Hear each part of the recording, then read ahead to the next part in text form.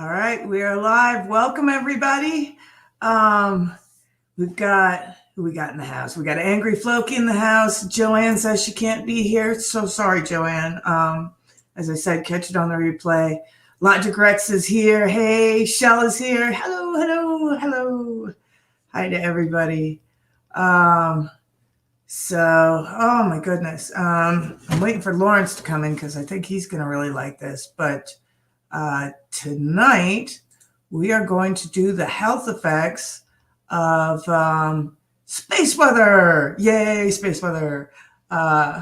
So it's using one of my favorite sources, Suspicious Observers, spelled with a 0. And Dave's in the house. How's it going? Oh my goodness. I'm so glad I'm here. I'm so glad you're here. I'm glad we're here all together. So yeah, what is space weather? Space weather is particles and other things from the sun, like coronal mass ejections, things like that. And what'll happen is, you've got the sun firing away here, and here's the Earth, and it sends out this blast of stuff, and it hits our magnetosphere, and causes pressure. Cosmic rays cause lightning and storms and things like that. I remember, I think it was, I emailed InfoWars, and they actually did a special on it about one of the hurricanes that was all the lightning that was being churned up, and you could see it directly from the space weather that went on. So, hey, Lawrence is in the house. Good. So, all right, let's start this up. I'm going to do a share screen, Brave tab. All right, so here is space weather, health alerts, some basic logic. Hey folks, with a chapter in our new book dedicated to space weather and human health, and with space weather and cosmic ray health alerts coming across the disaster prediction app, there is a steadily increasing number of emails asking space weather and health related questions, and that's okay, provided you realize I am not a doctor.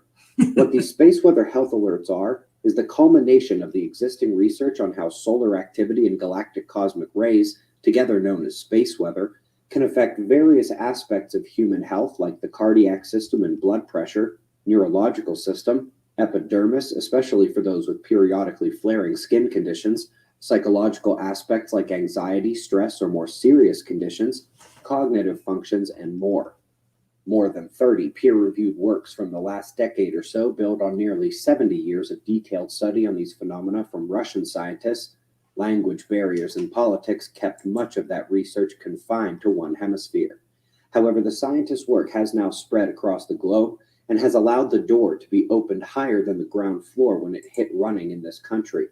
So, back to this medical advice thing. I can't give you medical advice, but I can give you some common sense. For example, if your doctor has prescribed you baby aspirin or Bayer or whatever low dose of that they want some heart patients to take, and let's say you don't listen to your doctor and have no plans on doing so on a regular basis.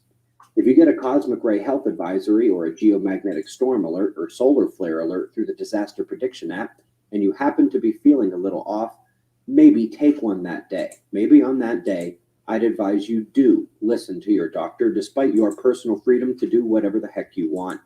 However, if you want to continue doing whatever the heck you want, you may want to pay attention and make smart, well-informed decisions. If you can get that simple, logical advice example, which really isn't even considered medical advice, then you can understand how your decision-making might be slightly improved from time to time with the delivery of additional information about your environment based on decades of thorough and statistically significant peer-reviewed correlations between space weather and your body. I think most of you are smart enough to handle this on your own, but we all need a little reminder that our freedom to make our own decisions can come at a cost if not given care or respect. More information is always a good thing. Eyes open, no fear. Be safe, everyone. All right, so this is what he's talking about here. Share screen.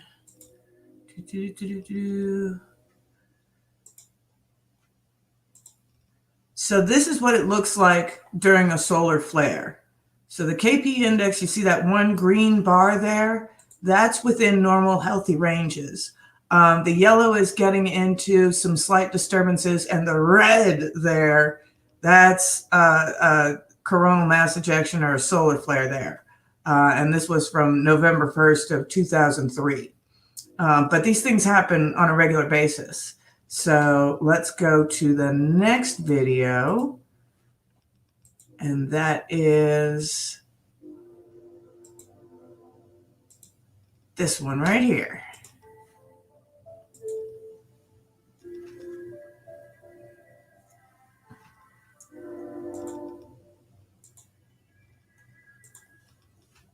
Good morning, folks. Today's top story is one we've been waiting for about 3 years. News of the year, potentially. We are also taking a look at the eruption threats on our star and some weather around the world. We will quickly begin at spaceweathernews.com, where the last 24 hours of our star, seen in 193 angstroms, offers little more than the dark coronal hole patches turning across center disk. However, as we mentioned yesterday, there is a thinner, dark, rope-like area to the north of the coronal hole, and that's a plasma filament. We monitor these because they can produce the types of solar eruptions and interplanetary shock waves that we like to track across the solar system. But unlike a solar flare, they often release without the X-ray warning, letting loose planets worth of material that can trigger technological, atmospheric, and even human health effects. We're going to come back to your health in just a moment, but please note that a surge seen early this morning at the left of the filament could mean it's getting active. There are still no sunspots on our sun, and the solar flaring itself is low despite having the eruption threat. Solar wind particle streams at Earth are actually lightening up as you see yellow go down, indicating that the particle speed has dropped. And while we're all calm in Earth's magnetic protection, the steadiness of the streams is broken, and the next one should present more of a change and potential magnetic storm conditions. Don't forget, we will wait at most about 3 days until the next stream hits. It would be coming out of that dark coronal hole in the center. So solar flares, magnetic storms, what do these mean for your health? Well, folks, a masterpiece is in the works, and for the first time, the long hypothesized human magnetic sixth sense has been studied in a way that mainstream science can understand. It won't let you sense tonight's lottery numbers or anything, but your blood pressure, cardiac and nervous systems, any mental health flare-ups to which you're prone, seizures, migraines, thousands of everyday issues can be affected by the sun. If this seems new to you, it's because the Western world is just now catching up. Over at our home site, suspiciousobservers.org, website members have access to a special section, Premium. Then scrolling down past the primary 4 sections, you will find our other reviews, including the last one in that first list there, Humans and EM, or Electromagnetism. This introduces the papers from the last century, mostly out of Russia, that have all detailed these indices from headaches to infant mortality to suicide risk.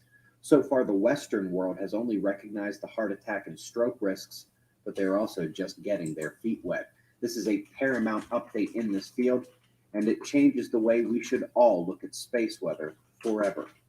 Keep those eyes open. We're not done yet. We've got a small nearby galaxy with one of its ducks way out of the row. Allegedly, a gas filament crossed the edge of this galaxy and triggered unfathomable star production. More on that this weekend in our podcast. Top weather alert today remains the cyclone remnant and associated moisture coming up out of the Indian Ocean. Major flood risks from the Indian subcontinent all the way up into central China. In the United States today, that high pressure node in the Midwest will guide the storm. You can ignore all this part. This is old. This is from, 2016. But he does this every morning. Will help. Across the pond, we see a low. Yeah. The Brexit situation. Unfortunately, he doesn't speak English, and so he's likely to just contribute rain to the conversation. Down under, my eye goes to New Zealand, where that storm is already battering the region. Let's get some weather shares down there, folks, if you can, on the effects. We are just about 9 months away from the 3rd Observing the Frontier Conference. We will descend on the new home. Sorry about this, folks. Albuquerque, New Mexico, in April 2017. He no longer lives in Albuquerque, so Humans and all right, that one's done. And close that one out. So this is the KP index. Let me see if I can get the right one. There we go. So you'll see here, you've got your cosmic ray alerts. down at the bottom, and then up towards the top, you've got your geomagnetic storm alerts. So when the safe zone is between 2 to 4, and that's just with a regular sort of output of the sun. But you saw that picture of the sun with that giant black hole, or what looked like a giant black hole on that. That's a coronal hole. So the corona surrounds the sun on the surface of the sun, but you can actually get holes in there where you get these particle streams that are coming straight from the sun, and those create geomagnetic storms and stuff like that.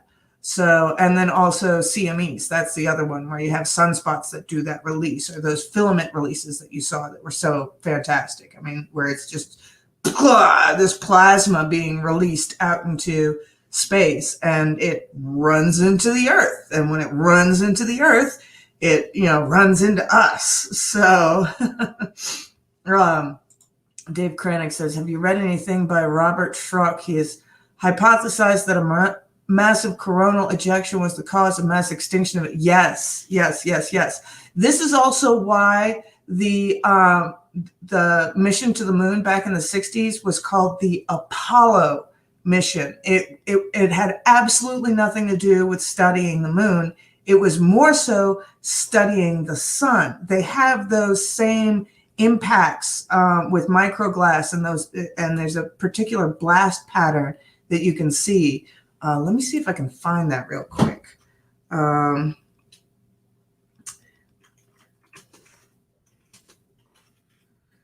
rocks blast. So images. But yeah, what it was is that they were looking for evidence of what they call a micronova. And Ben, who's the guy at Suspicious Observers, he's got a whole series on this called the Earth Catastrophe Cycle. So go check that out.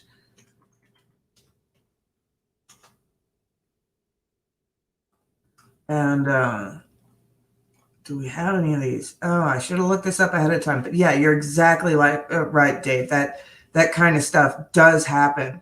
And yeah, it was an extinction level. And they think that the caves, in Carpathia, that they have those huge cave sections, with those giant discs that they rolled in, and these people just living in caves, and they had their animals in the caves and everything in the caves and stuff like that. They think it was from this sort of micronova stuff that happens. And that's when the sun really goes boom. But even on a smaller boom level, if you have, the KP index up into, the 7, 8, and 9 range, you've got heart rate fluctuations, you've got heart attacks and strokes,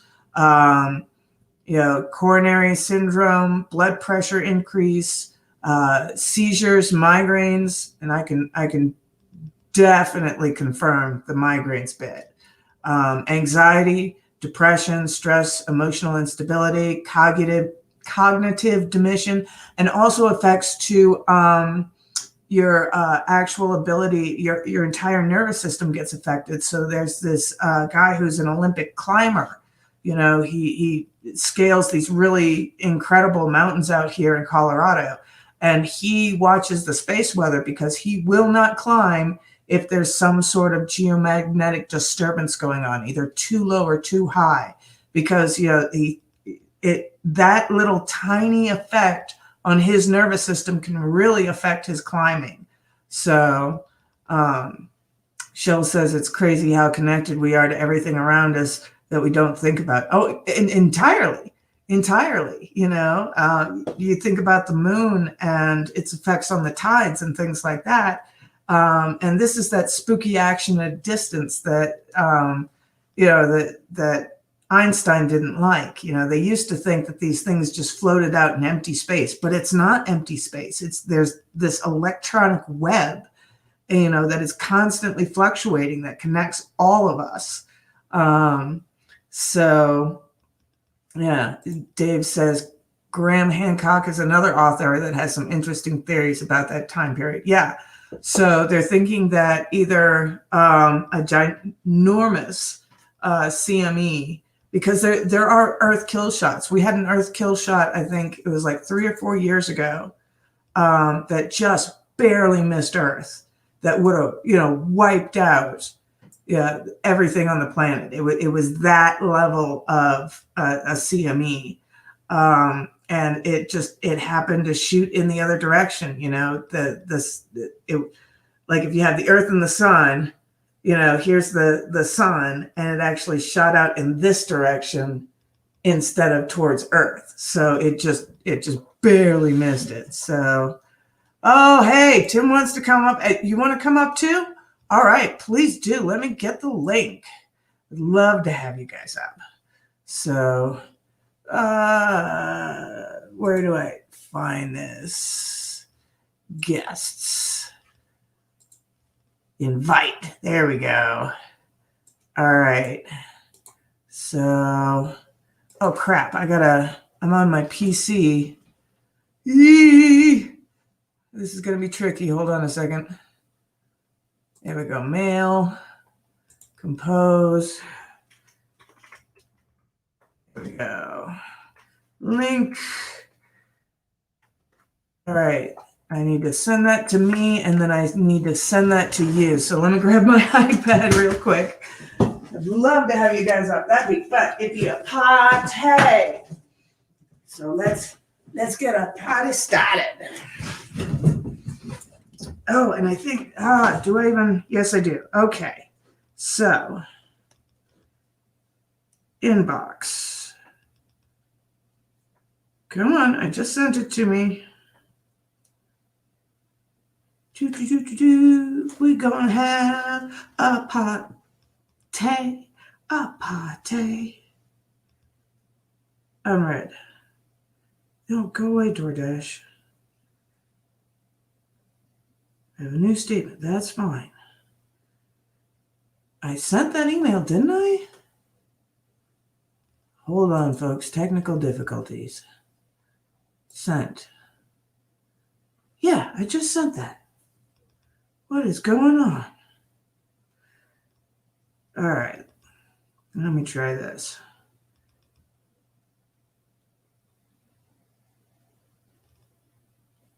Allow. Stop camera. Enter broadcast studio. There we go.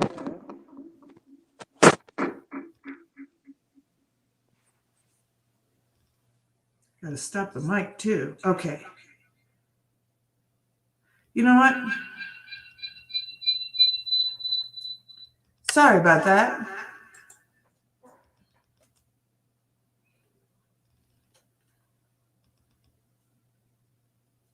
Oh my goodness. What's going on?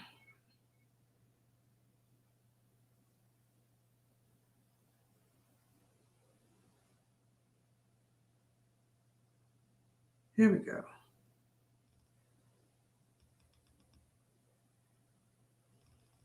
Did that come up? There you go. Sorry, I should have just pasted and copied the comments. So I'm a little bit out of it today. So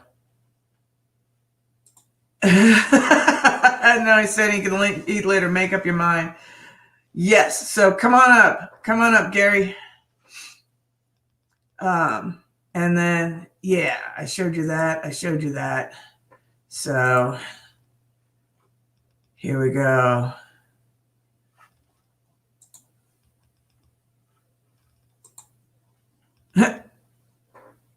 Yeah, sorry about the echo. That's because I started up my iPad. I was trying to, I'm on my PC.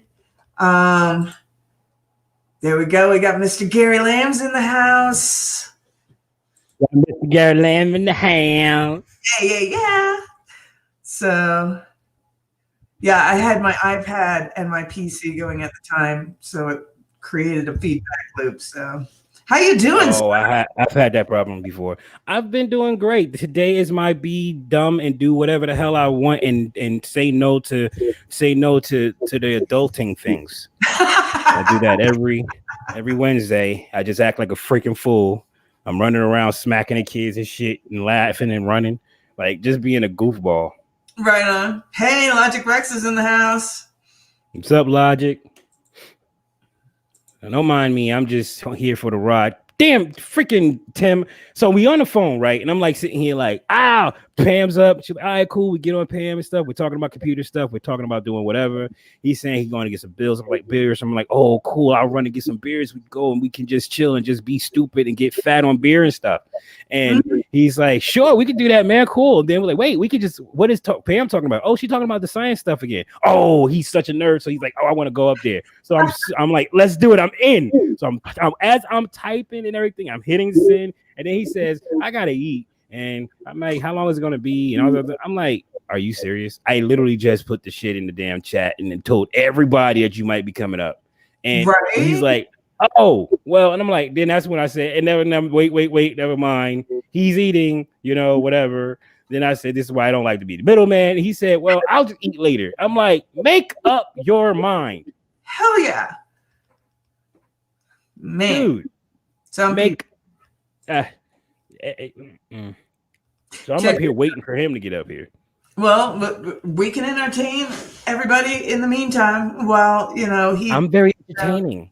Yes, you are. Guys, I'm working on my stream Twitch. See, I'm working on my Twitch stuff. That's what I'm doing today. See, hi, I'm working on my stuff. So I'm going to have it all pretty for World of Warcraft. I think I'm going to go for a horde theme. Dun, dun, dun, dun, for the horde type thing.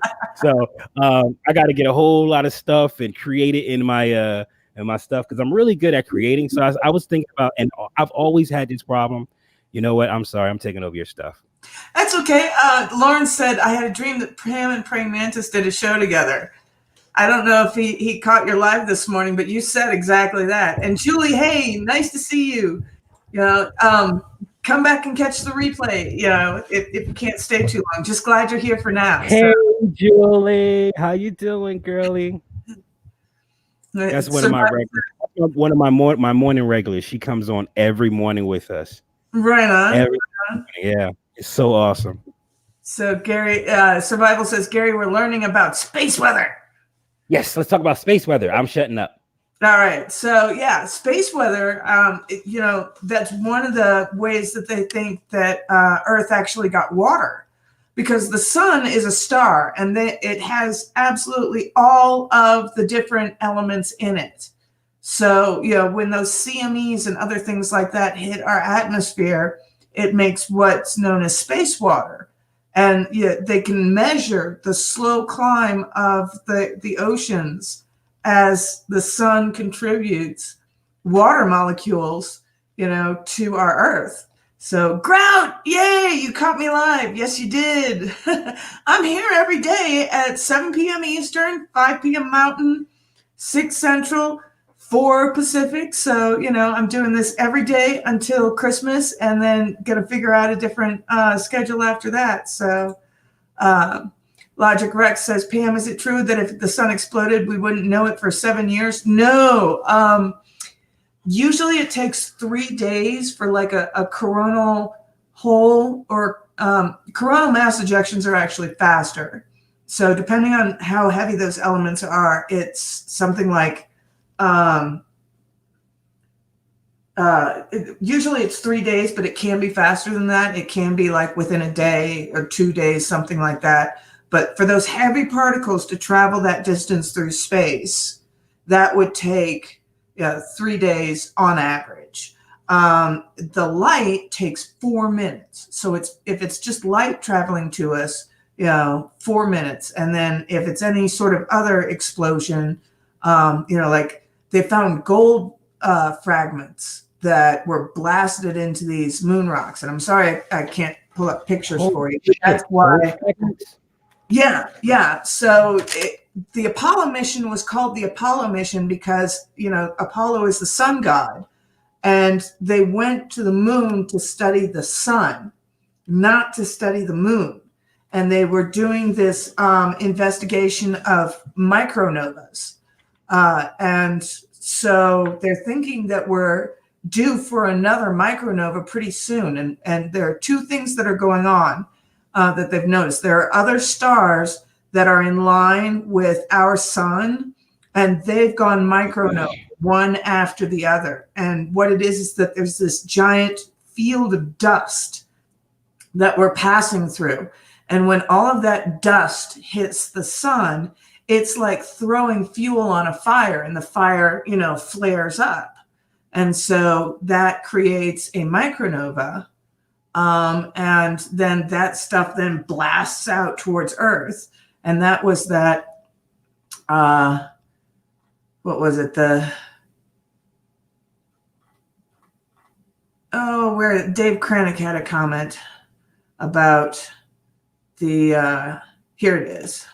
The mass extinction 12,000 to 11,000 years ago, and that microglass. And they can see that evidence in rocks on Earth, but especially rocks on the moon, because we have an atmosphere, we have a magnetosphere, that kind of thing. So that kind of acts like a shield against us. But there's a problem going on, and that is right now, the poles are starting to switch, which happens like every 12,000 years or something like that.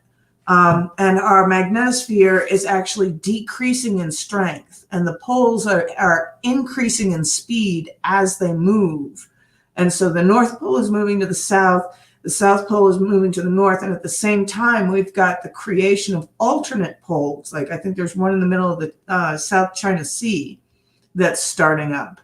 And so it's horrible, horrible timing. Yeah, there was a commanding officer on the naval base where my husband and I were stationed, and he liked to say that sometimes all the holes in the Swiss cheese line up. So that's kind of what's going on right now, is we've got our pole switch, which happens regularly. And so our protection, our shield from the sun is actually decreasing. And at the same time, we're passing through this dust field where that makes the sun's energy stronger and suddenly stronger, so that it kind of goes boom. And so we could be looking at a major, major catastrophe that, wipes out all technology. I mean, you've got to be in a Faraday cage, to survive this kind of stuff. And that's why there were the Carpathian cave systems where people were living underground for years. And so, yeah, Logic Rex says, so other words, we're toast. Yeah, kind of, sort of. I mean, what was it? The Carrington event. That was a coronal mass ejection that happened. Let me get the exact date. So,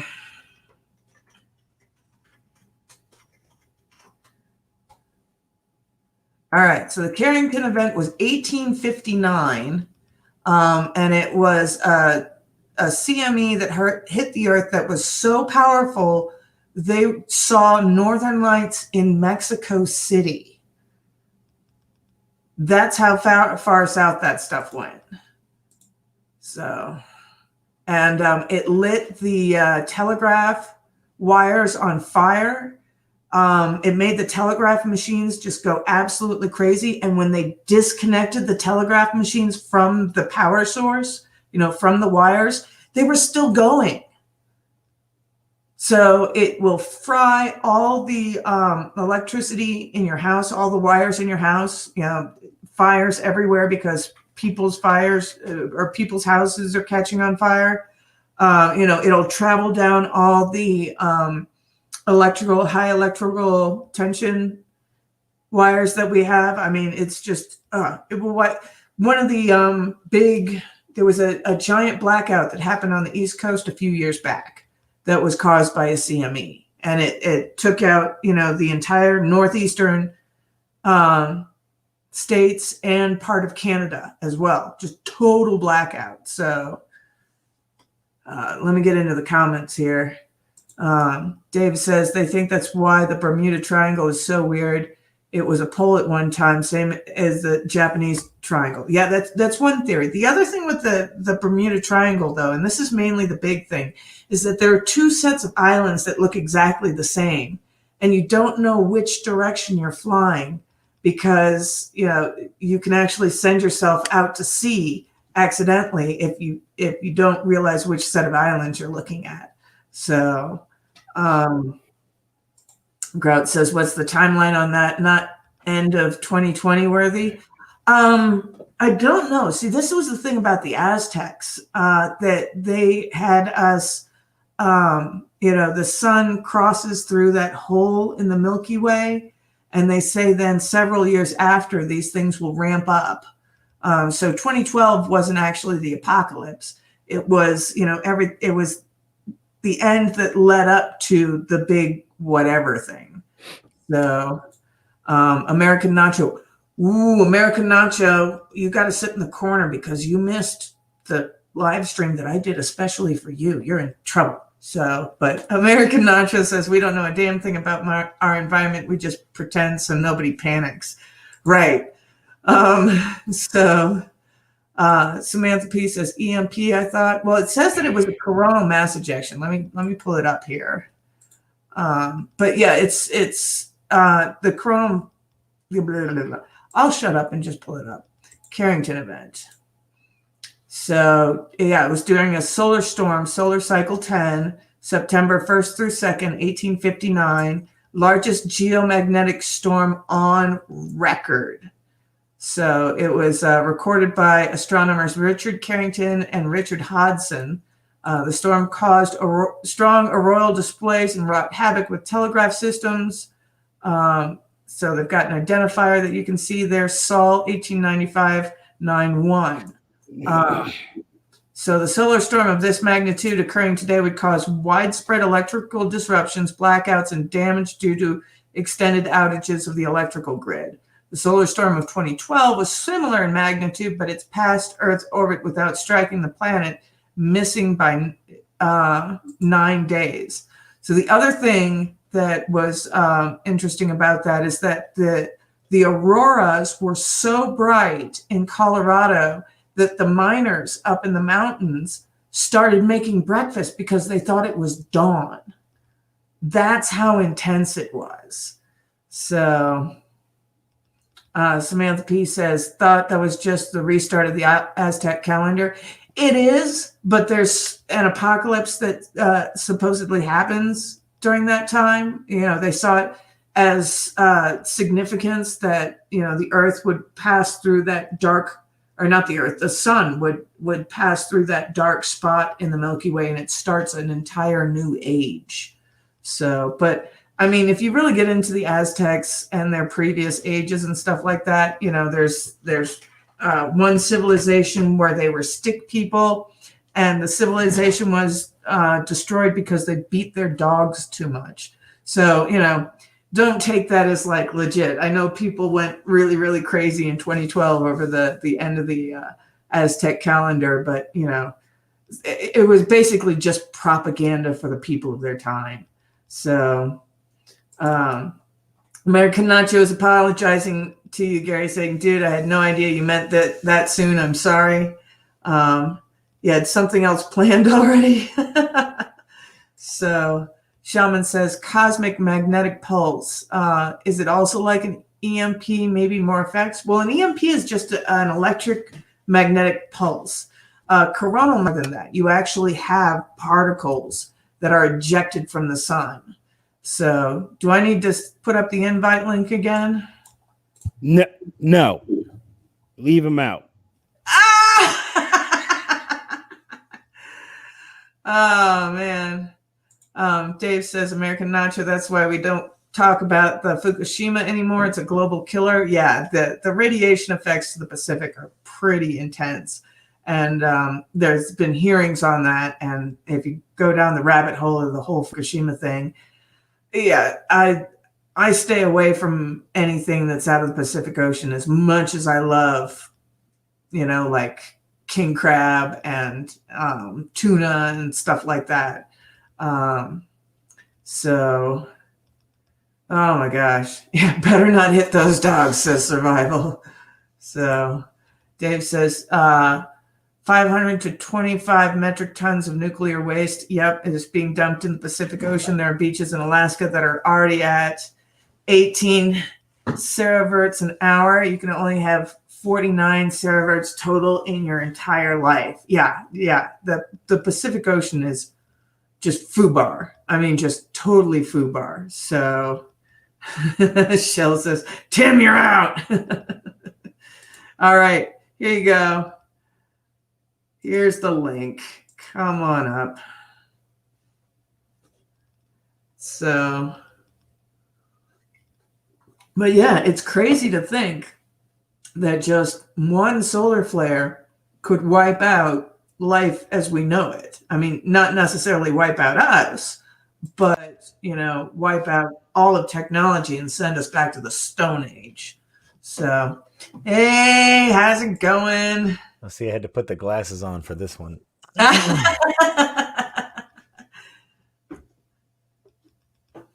Yeah, going, man. Thanks for inviting me. I wish I would have been on yesterday, man. Yeah, I didn't realize. I guess I was watching and I was cutting in and out because I was on my phone.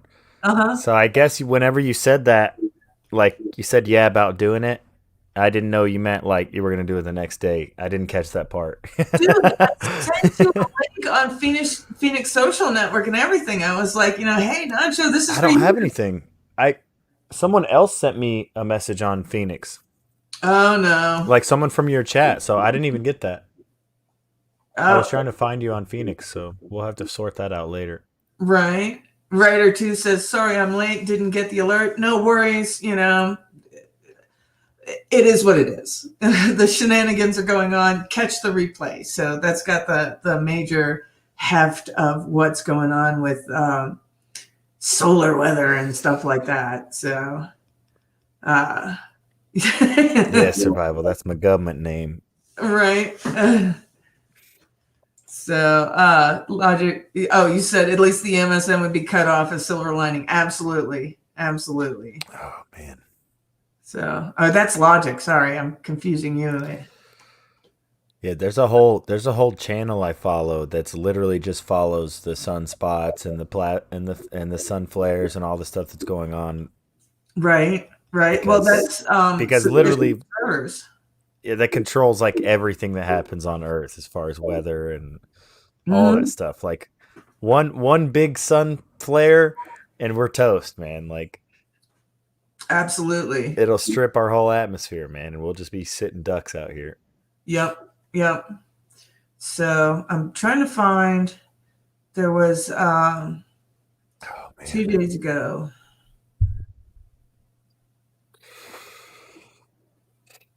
Here, 3 days ago. Yeah, there was a huge flare that happened 3 days ago.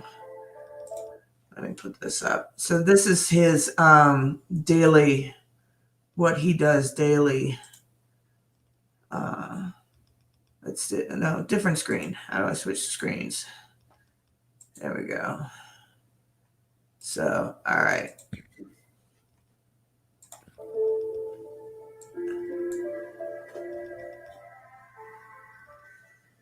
Good morning, folks. We're going to continue that reality check from yesterday's show. We've got a number of items to hit today, and they are all between the Earth and Sun. Starting with our star at spaceweathernews.com, we find the last 24 hours not exactly silent, but without significant eruptions. The most prominent coronal hole is the southern polar extension, but it remains at high latitude. Despite not erupting, I like that he puts the Earth scale on. Active regions do look complex. This leading group doesn't have tremendously dangerous sunspots, but it is being monitored for development as it turns in. Solar flaring remains low with B flares only. Okay, this wasn't the right day. Hold on. Plasma speed. Let me get the next. Wait, what's that channel? Oh, that's Suspicious Observers, spelled with a 0. And they actually have a convention every year. And it's coming up soon. Let's see. Where was that? Oh, here it is. Gary, your camera's off. We're supposed to drink some beers together, talk about science. Right. Okay, here we go. Let me try this one. I gotta get the beer first, and you just telling me. Okay, but I can do it. I can go get beers. Do it, brother. Go get beers. I'll go get bourbon. You go get bourbon? That's it. It's snowing over here. We're having a blizzard. Oh wow! I didn't get off work early enough to get bourbon. Small pops at the southern active I drank all the bourbon I brought. Bottom left behind the limb. Brought from DC. We're going to switch next to solar wind and see that no further impacts took place. Indeed, our judgment yesterday that the CME and coronal hole stream combined was likely accurate, diminishing the risk of the event. And so we look to the next one. Okay. Just behind the southeastern limb, an active region with tall umbral fields is coming into view here soon. Top quakes of the last day Hold down the all fort. struck the West Pacific. 3 of the top 4 events were blood echoes at either the low velocity zone or the What do you mean, Logic? You mantle. like you don't drink, or you just can't right now, Over the new sea surface data. or you mean you're too young? Sentinel-6, and apparently it's delivering even better data than they had imagined. In only 10 days, it intimately maps the oceans, one tiny stripe at a time. Up next, we're with Hubble and an interesting planet. They say that during an inward migration of a planet, it began entering the chaotic orbit eccentricity zones. Yeah, I don't know if he meant to do that on purpose or not. Magically Recovering from rewired surgery. and allowed the planet to calmly settle into that eccentricity. I'm not going to sit here and say that's impossible, but they don't see or identify the passing star. They just say, this is what happened. Seriously. Up next, folks, it looks like that Arches of Chaos story is picking up speed. This is so far beyond the science and interconnectedness most of us favor. These guys are out on Pluto. Their proof of fast solar system body transportation can be applied to anything from particles to alien ships, and the underlying science implicates that these hidden connections, pathways, shortcuts, represent the majority of the missing force in the cosmos. Wow. Down the home stretch here, we've got an interesting bit that has me slightly concerned the galactic current sheet has begun dumping dust into the inner system. While the variations are only slightly beyond expected, and the dust-free buffer zone outside the corona still exists due to the powerful solar wind and photoionic outflows, the things that are supposed to change over millions of years are fluctuating on the scale of just months. That's not possible without some other actor at play. And yes, it is quite concerning. More on that momentarily, but first, folks, you know mainstream coverage of space weather is almost always cringeworthy, but this one actually wasn't bad. The Weather Channel story about the space weather event that could have been this week has only 2 mistakes, one on the front page here and one within the video. At the end, they correctly state that if the sun erupts big time at Earth, it would be catastrophic, and then they just stop talking. I don't tell you what that means, but don't worry, I got you. Later tonight, come back for a crystal ball-like look into the worst that solar storms can do, picking up where the Weather Channel left off, and test yourself to find those 2 mistakes before tonight's video. We greatly appreciate your support. Folks, either click my name to go to the channel. All right, so we can pull up that other video about what the catastrophic effects of what would happen. So, oh, praying mantis is in the house. So, what's up, Pray Pray? About the telescope replacing the Hubble, right? Or not replacing it, but kind of joining the forces. Yeah. The James Webb Telescope. Yep. That's going to be exciting. Dude, I'm excited for that because the Hubble's 30 years old now. Right? So, and so, yeah, that's the other thing that the sun can cause is it causes earthquakes. So this guy, Ben, with Suspicious Observers, he has an entire app on predicting earthquakes, and he is damn good at it. They figured out different, what's going on in the magma underneath the Earth's crust. And those combined with what's going on with the sun, they've been incredibly accurate at predicting earthquakes and things like that when they were happening. They have an app that you can get. So, oh my gosh, Ryder says a foot of snow there already. Wow. That's a lot of snow. I hope it doesn't cave in any roofs because that stuff, I mean, like the difference between Colorado snow and East Coast snow is that, East Coast snow is very wet. Ours is powder. So, a little bit of wind and it just blows off roots. So, oh, hush, survival. 50 degrees and rainy all day there. Yeah, well, you're in the Pacific Northwest. You don't count. Not only, it's like 25 degrees over here. Ugh. So let me see if I can pull up this. You do not count, sir. Right.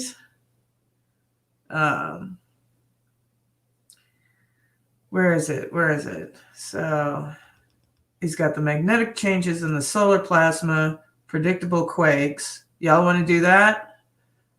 Or which video on there do you want to do of his? So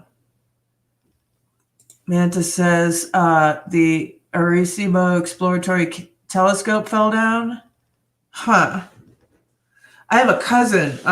He used to work at NASA, and he actually figured out how to set those set satellites back into orbit as their orbit was decaying. And what he would do is he would spin them, like you spin a rock and throwing it on the surface of the lake, and he would bounce it off the atmosphere and use that to bounce it back into orbit. So he's saved a lot of our spacecraft just by playing with rocks on Lake Michigan. Yeah. Your weather doesn't count survival. You're in that nice temperate zone of the Pacific Northwest that, like, you get massive windstorms and stuff like that. But I mean, your climate is super mild. So, homemade mead. That sounds delicious. Yeah, Sneaky Strong is mead, definitely. So Dave says, I have a really high tolerance to drugs and alcohol. I've been on painkillers most of my adult life since I was blown up, at least. I wish I could that ATF territory. Don't want to lose my FFL. Does anybody know those acronyms? Nacho, do you know those? I do not. Okay. Wait, hold on. What's the context? Do you see the comment on the screen there?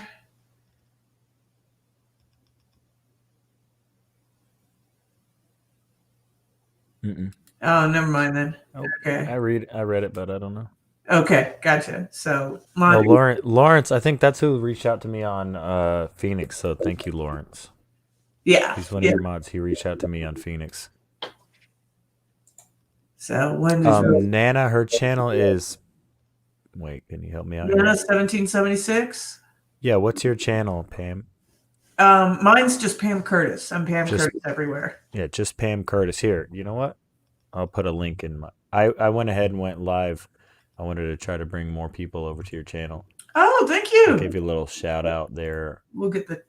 I threw up I had to throw up the Phoenix ad. Yeah, there you go. Yeah. I threw up the Phoenix advertisement while we were watching that last video. So I can throw it up too. I can send you a file, I think. Oh, sweet. So but here, I'll go ahead and grab her link and make sure I post it in chat. Right on. Yeah, we're talking about science today. ATF. Oh, the feds. Gotcha. Alcohol, tobacco, and firearms. And FFL is firearms. I see. Okay. So Samantha says we're getting 12 to 18 at least. I've been shoveling an hour and it's coming down as fast as I'm shoveling. Yeah, they actually have a law out in Colorado that you have to, once the snow stops, you have to clear their sidewalks because if somebody slips and falls, they can sue you. So, Ryder says, love you, Pam. You're very educated and have pizzazz. Well, thank you very much. Pizzazz. Is that how you spell pizzazz? No. I've never seen pizzazz spelled before. I've only heard it said, so. Pizz. And then I had to lose it. Who knows, man? Yeah. Dave says, I'm a gunsmith. I make heightened long-range precision light rifles for a living. Wow, that is cool. Dave, we got to get you on, man. Right? And also, I need to know where you are. Then you can make me some precision rifles. Right? Isn't he up like in Alaska? I thought. I could be wrong. I don't know. But Alaska wouldn't be a bad place to be right now with all this going on. Right? Oh my gosh! Don't even talk to me about that stuff. That's why I'm doing sciencey stuff. I know. I'm sorry. All right, so you about to go down a rabbit hole, huh? Yeah, no, let's stay away from that. Yeah. So we got here's Keep it on let science. me show this one because it's got some cool. It'll show you the effects, and I'll turn down the volume on it, but this shows you what the Good morning. sun does and the solar winds and how it looks. So, indeed occurred as well. But anyway, cheers. Big hits in cosmology and climate coming up as well, but we're starting with our star at spaceweathernews.com. And we find the last. You know, I gotta drink the cerveza. The active regions and no major Especial. releases. But looking back to Oh, I love Woodford. the first Earth-directed So do I. love Woodford. That's one of my favorites. I'm jealous now. I don't have anything to drink but water. Earth, and despite some minor signatures in the wind Check that out. that flipped the day before, the only solar wind variation of consequence occurred at the right side. Last night, the plasma speed and density jumped simultaneously, which means the CME did indeed overtake the coronal hole stream to some extent. This all but cancels the level 3 storm possibility, as the only effect we Woodford saw and Red Bull? Yeah. Goodness gracious, Pam. Trying to go party or something? Oh, I'm hardcore.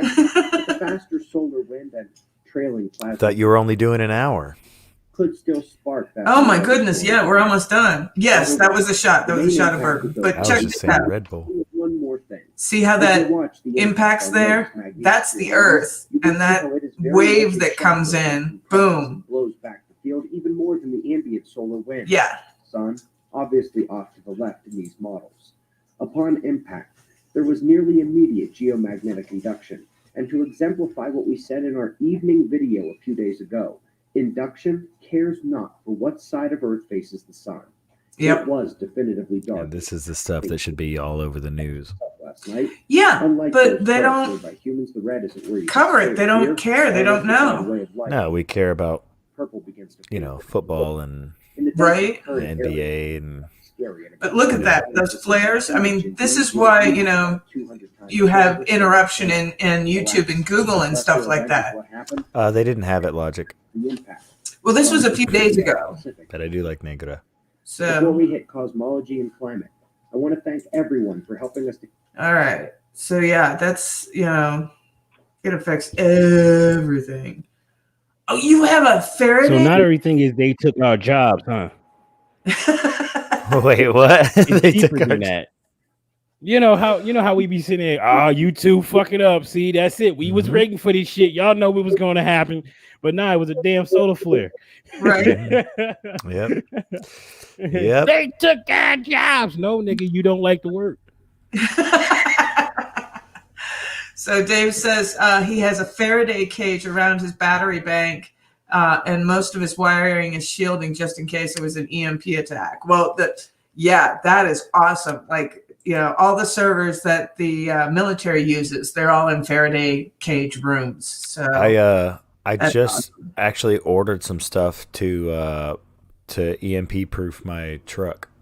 Oh, sweet. Because I have an older, like my truck's a 2008, so it's not, and it's a manual, so it's not quite, you know, it's a lot easier to do it for my truck than it is to do it, you know, on it. Like if you have a newer car now, like if you have a 2019 or anything past 2010, you're screwed. Like if an EMP hits, your car's toast. Like, yeah, and whether that be a solar flare or weaponized EMP, doesn't matter. Like, there's so many computers and engines now. It's like, oh my gosh, it's good luck.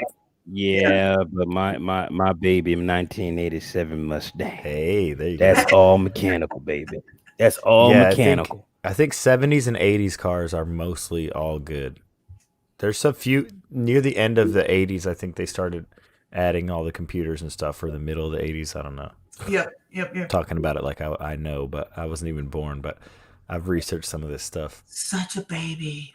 Yeah. Writer says we need to stick together to stay informed. Thank you for your info. You are very, very welcome. I'm glad you're here. Oh shit, Floki, you got a pacemaker? Damn, brother. Ooh. Dude. Yo, so Floki, where you at? Because you saying a whole lot of stuff that I like.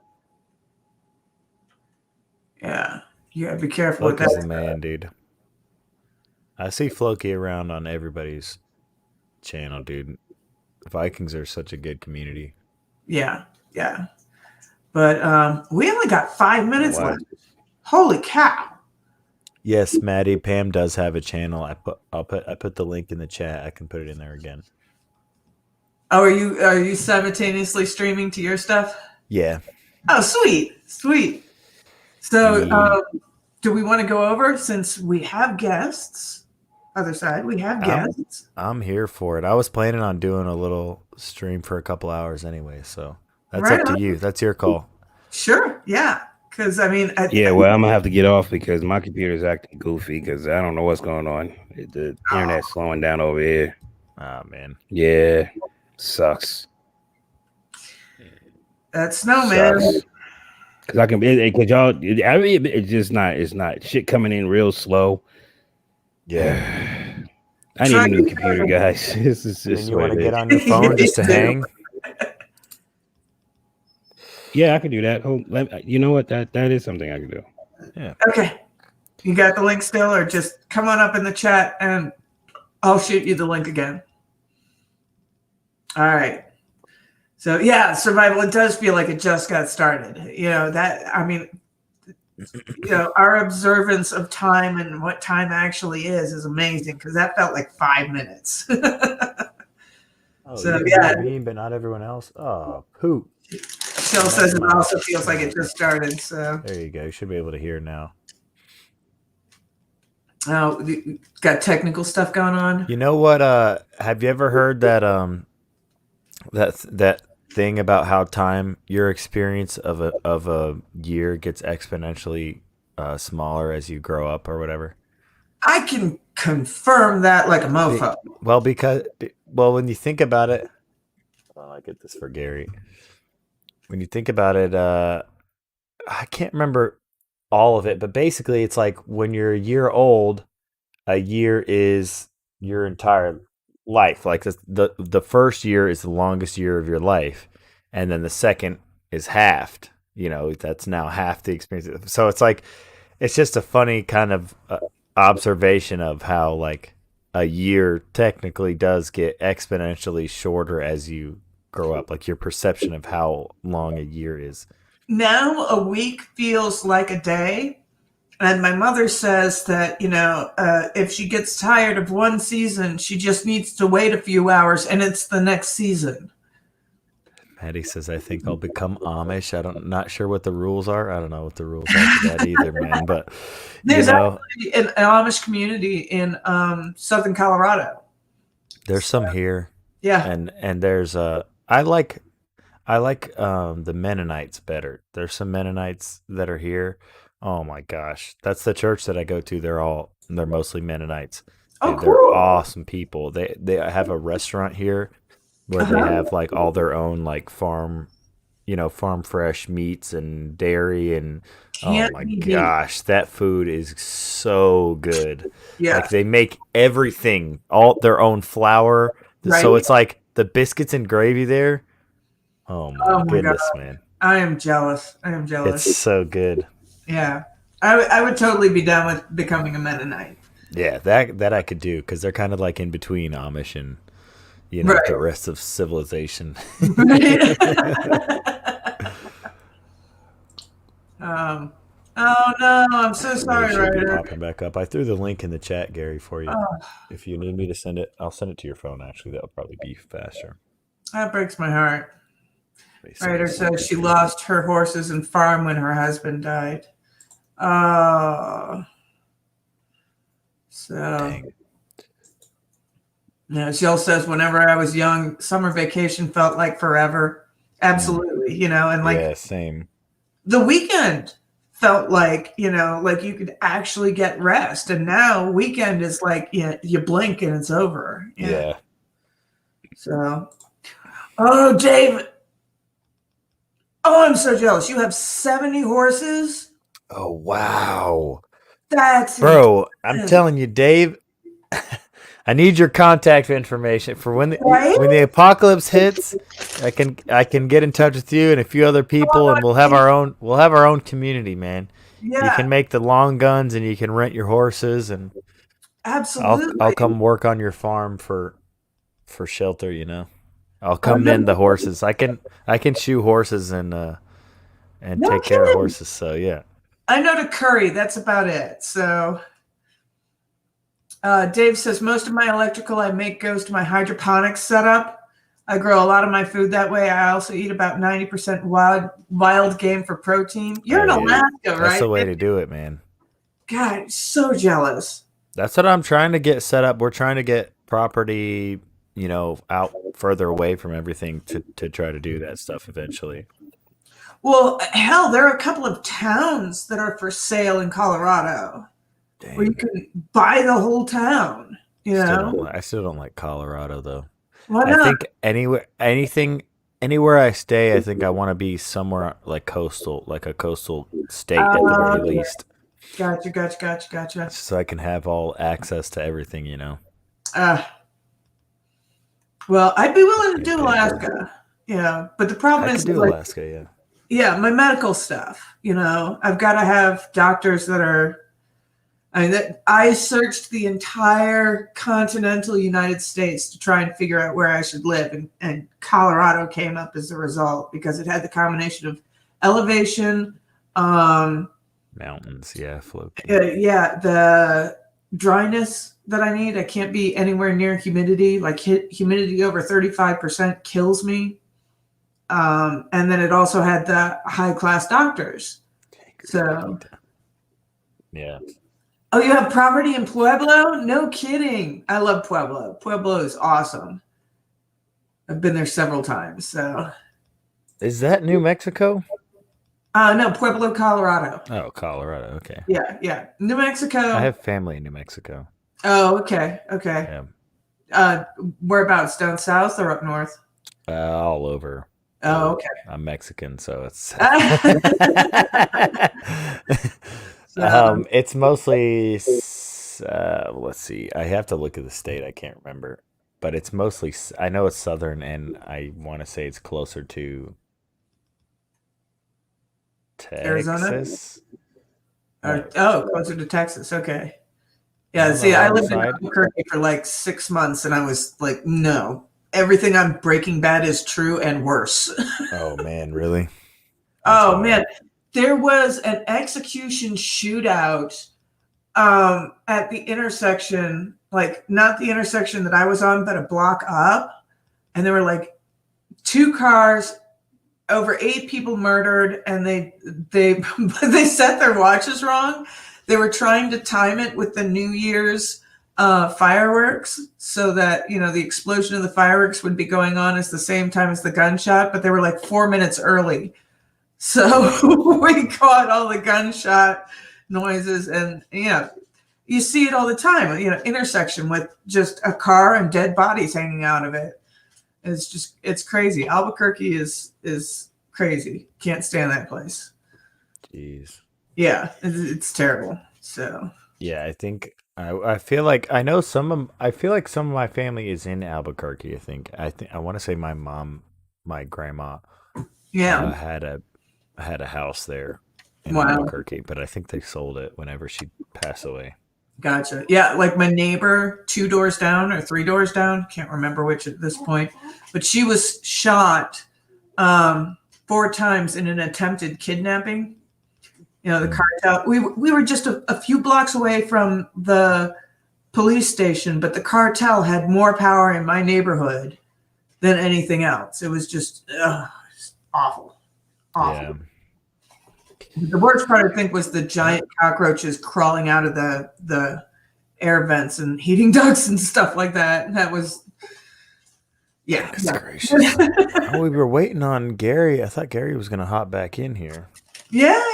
I wanted to get back on the science stuff, but I wanted to give Gary a chance to hop back in. Yeah. Writer's saying 3 weeks before her husband and I were to move, he was diagnosed with leukemia. Oof. I bet that means the fast-moving leukemia. We couldn't move, but lost the deposit on the property in Montana. Oof. That breaks my heart. Yeah. And Wyoming and Montana are 2. They're nice empty states. That's why I like them. So, yeah, that's just rude. There should be a medical exemption in there. Who the hell expects cancer? So,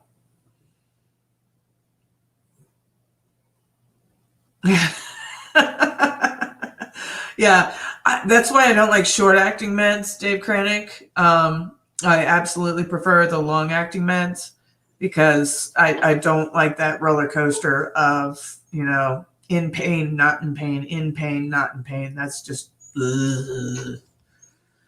So. Viking's blood is a wine, if I'm not sure. If I'm not mistaken, isn't it? Cherry infused mead, about 29% proof. Right, okay, there you go. Yeah. So Survival says, Pam, how long are you streaming tonight? I don't know, because I just took a shot of bourbon, and so. And she's drinking Red Bull. That's what I was saying. I was like, dang, Pam, how long are you planning on going tonight? Right. Well, Red Bull usually doesn't affect me. Really? I take it for my migraines, and Gary would be proud. I've cut down to 2 of these a day, and it's the 8.4 ounce. It's not the, huge can. Yeah. But yeah, I don't know how long I'm going tonight. Do you want to come up? If you want to come up here, let me give you the. Let me give you the. Hanging out. Yeah.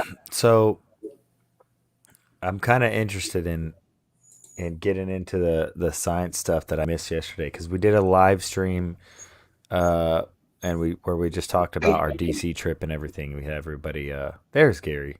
We had everybody that was trying to get on, and just kind of talk about it while it was still fresh. So I missed a lot of it yesterday.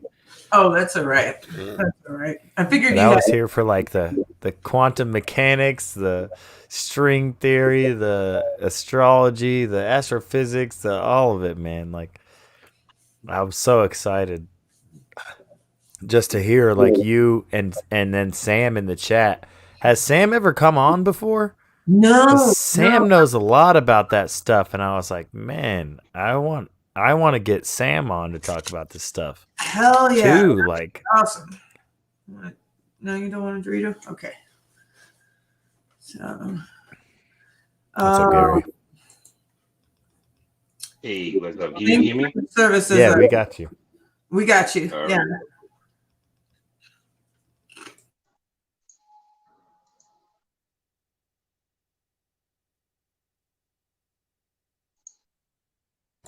Ryder, I am sorry to hear that. Fighting for 7 years with the VA for benefits. Yeah.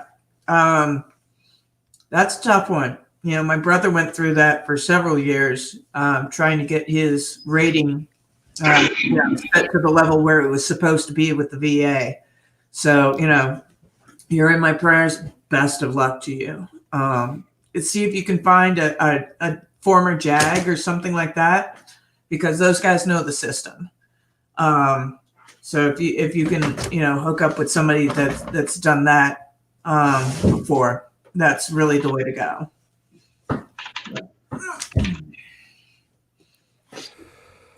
Man. Oh, no kidding. So Dave says he's a wounded warrior advocate with his equine therapy ranch. No kidding. That's awesome. High brass friends that buy a lot of guns from you. Yeah, dude. I can't find Dave's link up above. He said his email was up above, but I don't know how up above it is. USAA is awesome. I have USAA, so I use them for my supplemental. Up above in the chat. All right.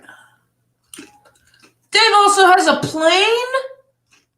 Gosh, I'm just getting more and more jealous by the minute. That's what I'm saying. Like, I just need to know. Look, I just need to know. You know what I'm saying?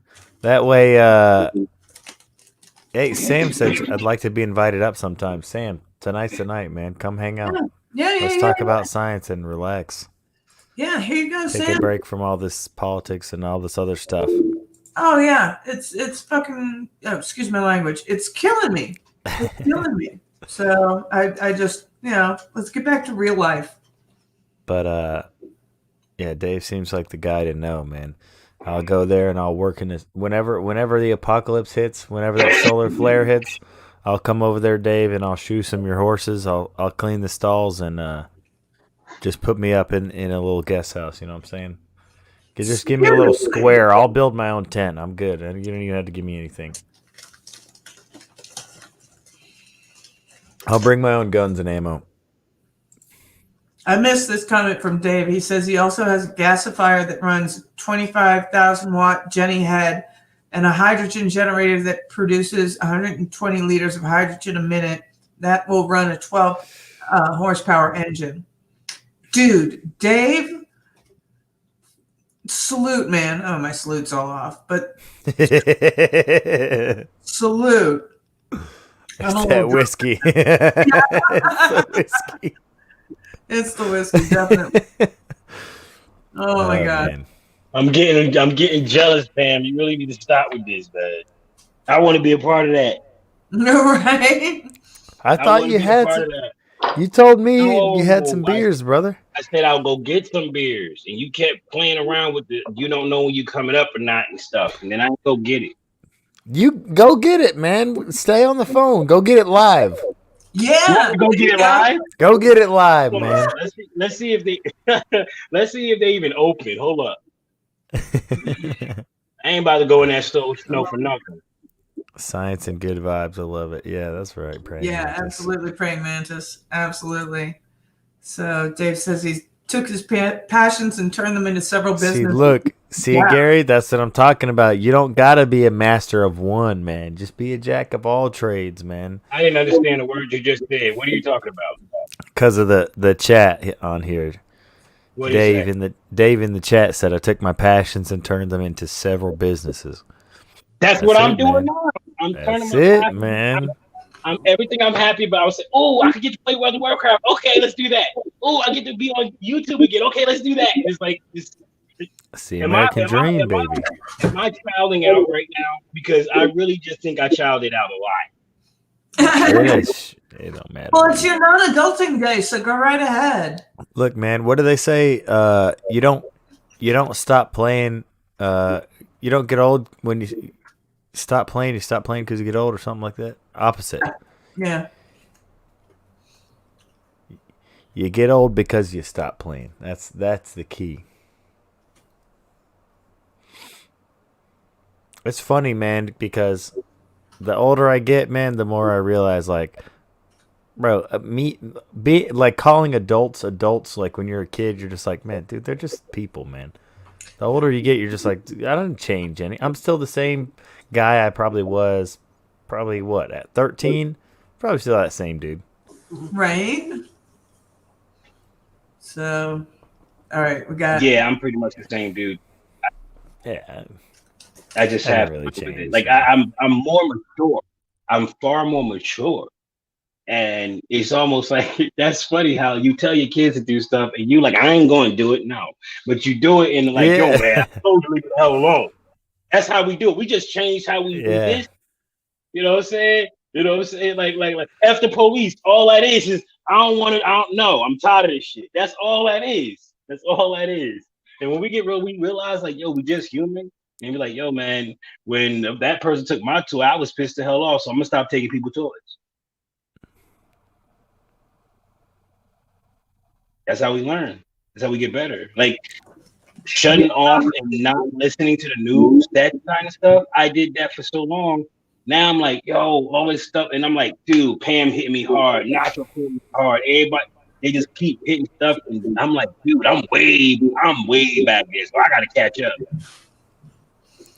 Shoot, and that's like what I was telling you, man. It's funny because, like, we were talking about computers earlier, and he was like, yeah, I'm talking to you because you know everything. But, like, when I talk to my friends who know stuff about computers, I don't know nothing. You know what I'm saying? Like, I know more than the average person does.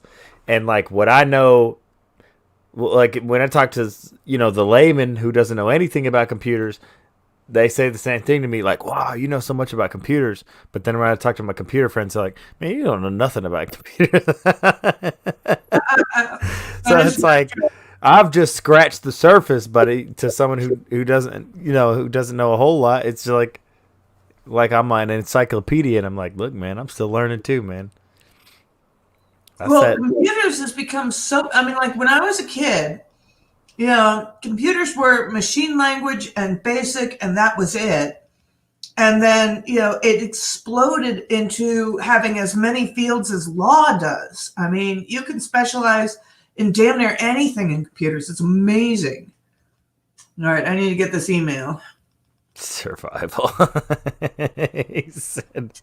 he said, I know less than the average person about computers.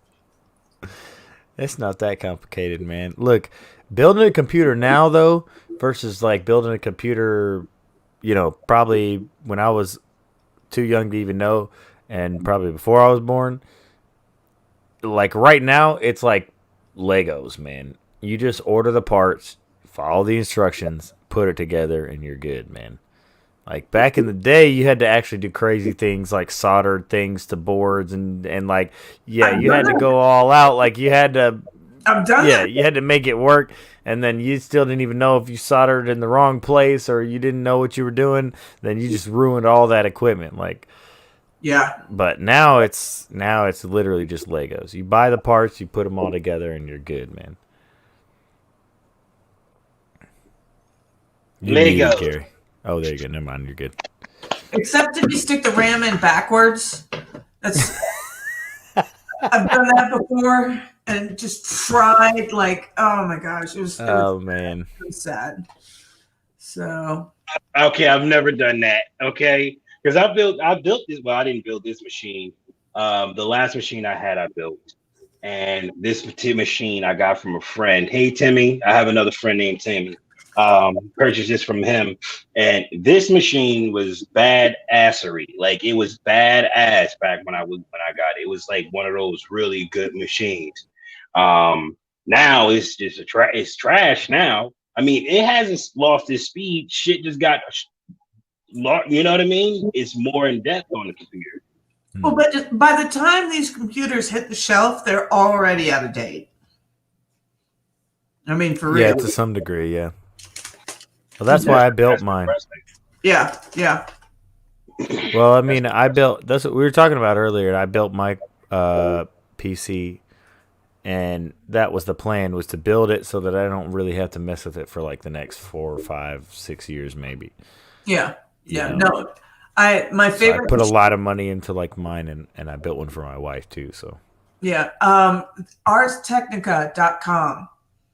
I think it's .com, but they have one of the best. If you want, they do 3 different ratings. If you want to build a budget box, if you want to build, a midstream, or if you want to build a hot rod, as far as computers, and they're absolutely fantastic. They don't. Last I checked, they don't take advertisements or anything like that, so they're non-spawn. They can totally like give you the legit. Here's what's best. See, I just use PC Part Picker. And I just put the list together myself. So, like, that's what we were talking about earlier. We were on the phone before we hopped on the stream. He told me a budget, and so I'm just going to put together a list for him on there because that, like, the website will actually, tell you, like, it'll show what parts are compatible with what. So once you pick like a motherboard, if you pick something that it's not going to show you anything that's not compatible with the motherboard. Right. And vice versa. So. Real quick, just a really quick side track. Hood just told just sent me a link to the hotel he's going to be in. I was wondering, are you going to be at the same hotel? What are we going to do?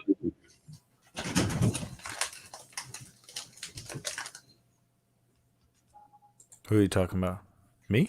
I think you. For the 20th. The 20th? Mm-hmm. I don't know. Did you send it to me? No, I'm going to. What I'm saying is that just a side note that we're going to go ahead and see if we can collaborate all that together.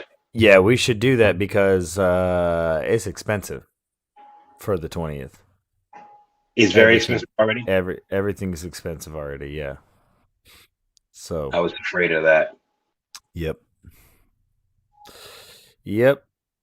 So we might have to we might have to do more of like a 30 minute to an hour drive up to make it cheaper for you guys. Me, I don't mind. I'm not that far away. I can just drive back home. The driving and the everything else doesn't even really matter. It's the actual like room fees that are like I'm the same. The same place that we stayed this time is like triple the price. What? Yeah, for the 20th, for 19, 20, and 21st. Whoa. Yeah. So. Yeah. So we can hit that after though. So I don't want to like. All right. No, I'm just saying. I'm just letting you putting in the atmosphere. So. Yeah. I'm glad you told me though, because we'll have to figure that out.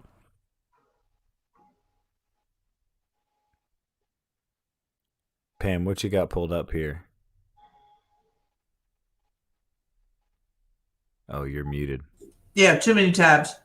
This is Ars Technica and their budget box.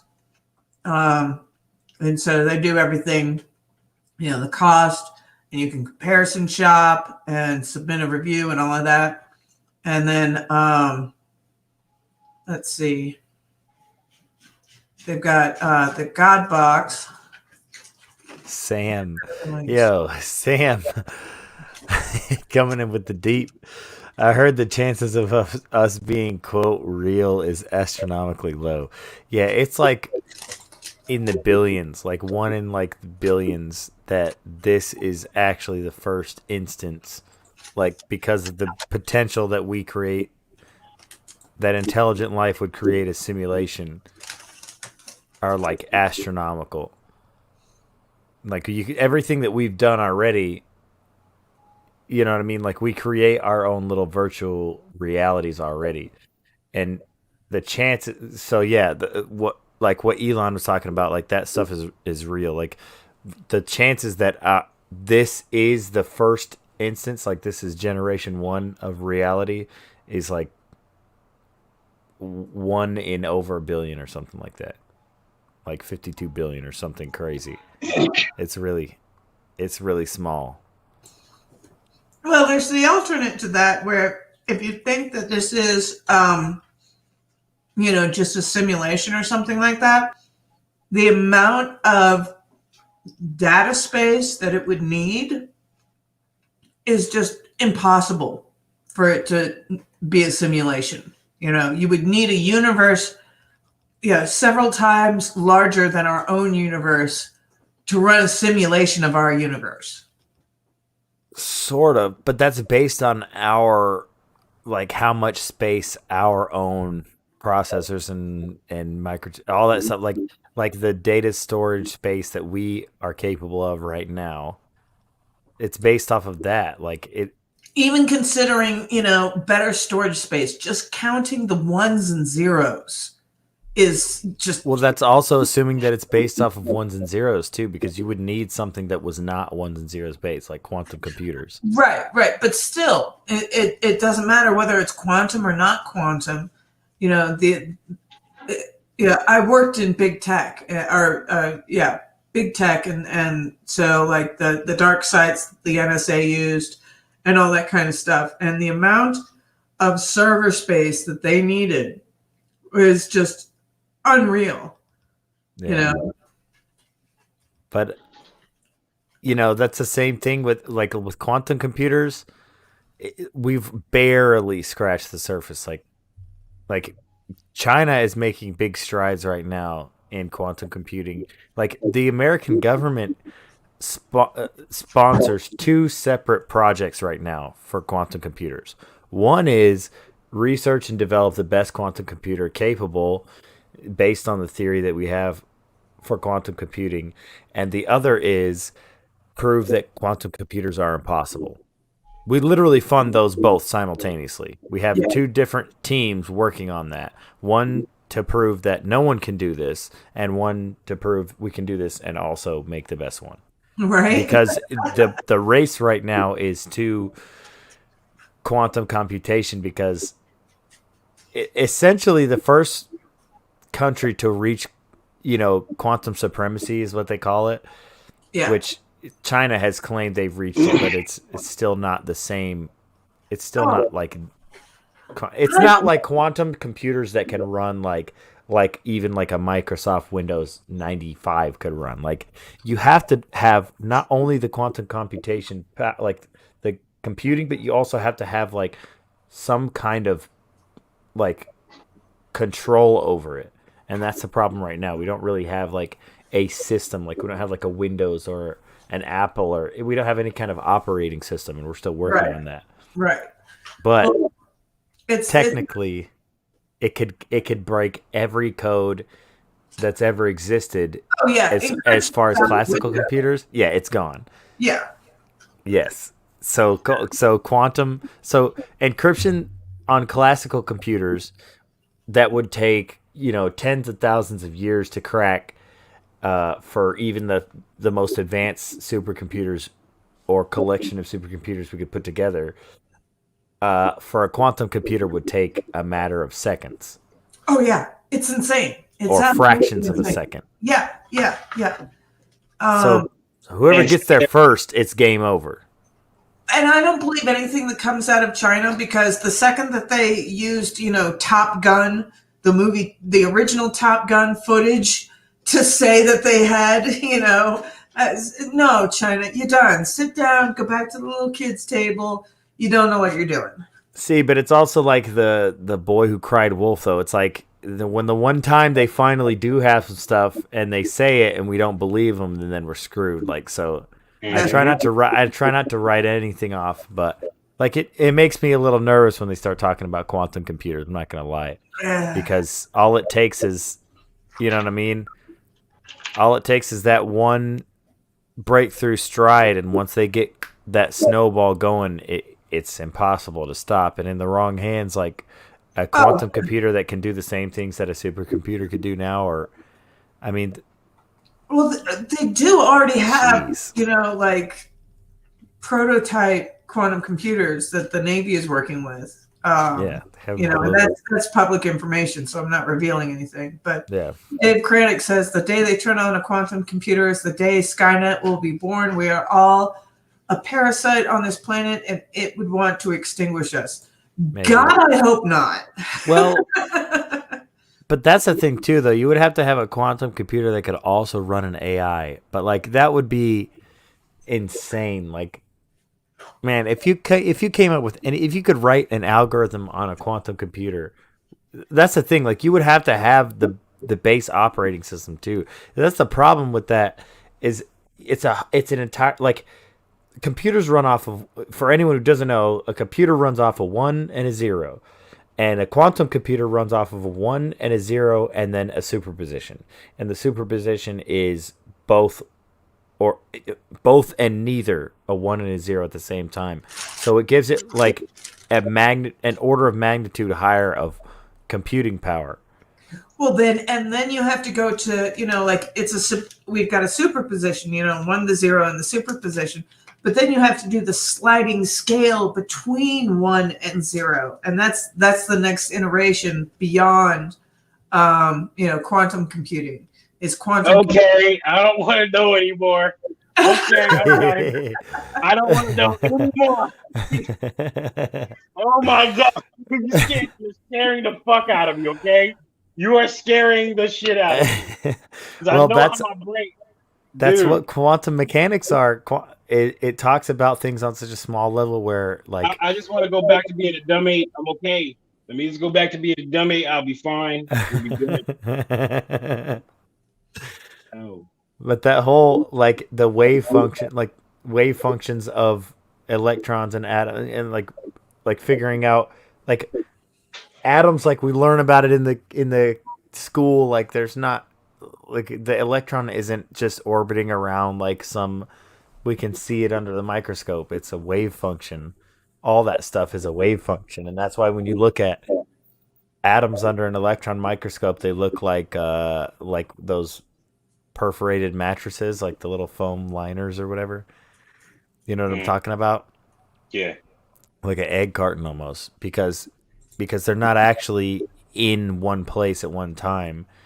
Like, it's kind of like a lot of it has to do with the way we measure things too. We're still not certain, because we don't have the capability to measure it properly yet either. So it's kind of like reaching down in the car seat to try to get a quarter. Like, some of the way that we measure it also, like, you reach down in between the seat and then the quarter slides further down. So it's like some of the way that we have to use to like measure it can also affect, where the atom is or where the, electrons are and stuff. So it's confusing stuff, man. And like my I'm rusty on a lot of this stuff because I've been following so much politics. I haven't been keeping up with or Technology. rewatching all the science stuff, but Yeah. I love this stuff, man. But here's the interesting thing. I don't know if you guys caught it. Let me share the screen. But they're talking about these energy. You see these? Let me see if I can get it. He doesn't put it up clearly.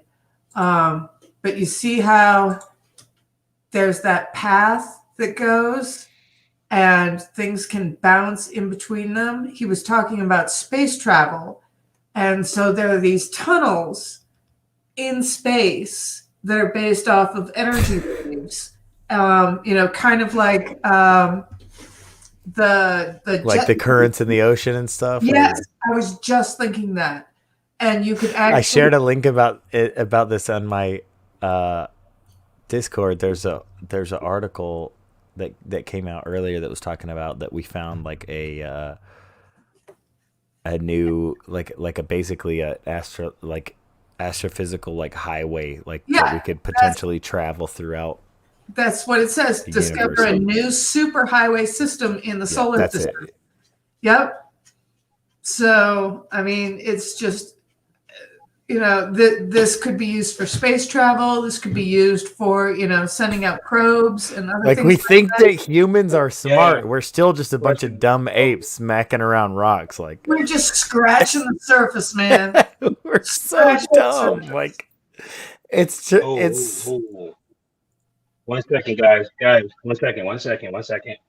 I need some support. Fetters need some support.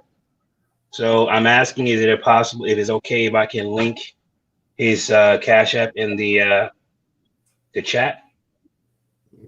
Yours or whose Cash App? Anyone's. Whomever, doesn't matter. I mean, I think I'm on your stream, Tim. So can I send it to you and then send it to Pam? Yeah. Yeah, absolutely. Absolutely. What's going on? Yeah, he needs some support. He just needs some support. That's all. Sure. Just needs some support. Let me grab up the right one. I'll be right back. Sorry, guys. I'm really bad at this. I got it. Text.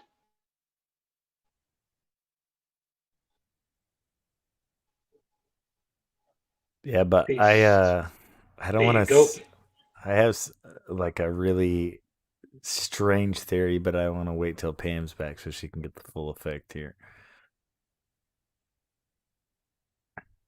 And that chat that she threw up here, what you were talking about, Sam, about the AI that talked to each other and then they had to shut it down. That's like 5-6 years old now. That stuff started. They did that, with Facebook and Google did that, and they had to shut it down like immediately because they basically the AI, like you said, were talking without they were talking. They started communicating in like a new language to each other, and then they had to shut it down because they're like, "What's going on here?" Sophia and Hans. Jack and Jim, what's up, man? Jack and Jim on top of the hill, better water. Jack and Jim. Did we meet in DC? That sounds so familiar. Said something about catching me live.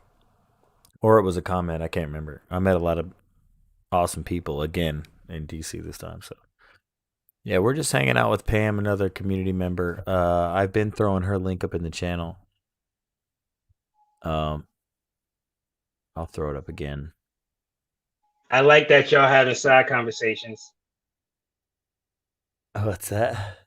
You're having a side conversation. Who we having this conversation with? I feel left out. Yeah, Jack and Jim on my channel.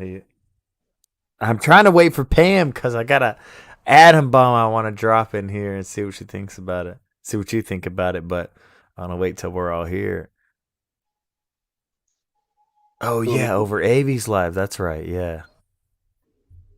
Yeah, Angry Vikings been awesome, man. I mean, the whole Viking community has been amazing, and dude, the Phoenix app is looking so good, and well, no, he talked about it yesterday on live. They're dropping basically their own version of a YouTube to some degree, so we're going to be able to go live on that soon too, which is going to be awesome. And we're going to be able to do it through like keys so that I'll be able to restream to like YouTube and stuff. Yeah. Yep, Jack, I put the commercial up when I went live today. So, yeah. All right. Pam's back. Yeah, I'm looking forward to that. Had to let the dogs out. Sorry. Yeah. So tell me what you think about this, because I've been thinking about this. This is something I think about whenever I think about like, when people talk about the simulation theory and stuff and like the Boltzmann brain type, universe or whatever, like if we are on our way to quantum computers and stuff like that, it doesn't even really matter to some degree whether or not we have it right now, like in our lifetime. Like just us like intuitively thinking about it and being on the way there just means that in the future at some point it's going to happen. Right. And with the possibility, with the power of a quantum computer and a quantum computer operating off of any operating system that could do even a fraction of what our computers can do right now, but operating off of a quantum computer and having the information we have from the coding and programming that we can use now, even a basic like algorithm or artificial intelligence, the way you program it, it would just run away. And so you would essentially create this new life form. Like what Joe Rogan talks about all the time, I think that's absolutely plausible, like about how, like, it's kind of like being in the stages. It's my beautiful wife. Hey, Being in the stages of like a larvae to a butterfly, like we are the larvae that creates the butterfly that is whatever artificial intelligence or some next level form. And because if you think about it, we just make this stuff. Like no one tells us to like make technology. We just do it. We just like to do it. Yeah. Well, and we're just sitting here making all this technology, and then so to some degree, I'm like, well, just us even thinking about it just means that in the future, at some point, if it is possible, it's going to happen. And if it does happen, it's like the key to the universe, because a quantum computer, like even just our supercomputers have unlocked like different views and things about the environment, about that we live in, like about space, about our globe, and our like sunspots, all that stuff. Like they're able to see things, patterns that we can't see because they can compute it so much faster than us. So Yep. So technically, I don't want to get all like spooky here, but I mean technically, time travel is possible if you have quantum computing like algorithm, like if you have, because they haven't actually debunked it yet. Like there's been new things that came out through research that were basically saying that faster than light information is definitely possible. Oh yeah. And then teleportation is becoming possible on an extremely, extremely small scale as possible right now. Right. So what would it take for an algorithm with some kind of artificial intelligence or algorithm operating with the freedom of a quantum computer would be insane. But we gotta do Star Trek first. I want to be on the Enterprise and stuff. So let's do that first. That's more fun. Yeah, but I mean, we wouldn't even need a spaceship for some. Like, Pam, have you read the whole Ender's Game series? I can't remember if it was you that I was talking. Wait a minute, we won't need a spaceship. I've read a lot of it, yeah, but it was a while ago. You won't even need a ship to some degree. Yeah. Because technically you could just teleport yourself places. I'm rusty on a lot of this stuff, so it sucks that I can't like lead you the way that it's coming to me in my head. But be right back. The doggies need it. Man, yeah, like it's a lot of listening to the World Science Festival and piecing this stuff together. Like, yeah, you wouldn't even really necessarily need being able to transfer consciousness as part of what. That and that we don't know whether it's past. We don't know whether it scales up, but we're finding out more and more every day, like with breakthroughs that certain other behaviors on the quantum level do scale up. So it just depends. If all of it scales up, then it's like a game changer. So. I'm mad because there's a setting on my thing that I can't remember what it is, and I'm ready to throw it. I'm mad because I want to stop. I want to learn what it is, but I don't know what it is. I thought it was quartz, but it's not quartz. It's getting on my nerves. Can we talk time travel if possible? Yeah, I would have to, man, there's so many links and like videos that I watched that got me there, but basically, yeah, like it is technically it's still possible. Like we thought it was written off, but then there was a lot of breakthroughs in quantum mechanics and stuff that are kind of like, they're not saying like 100% it's possible. They're just saying it's not impossible anymore. Like we went from like time travel's impossible to like, okay, wait a minute. The stuff that happens in quantum physics kind of says that time doesn't really matter and that time is just another dimension that things travel. You know what I'm saying? Like it's just another space for things to travel in. We experience it in one direction because we live in the third dimension. We live three-dimensionally. Four. Well, technically, yeah, four-dimensionally, yeah.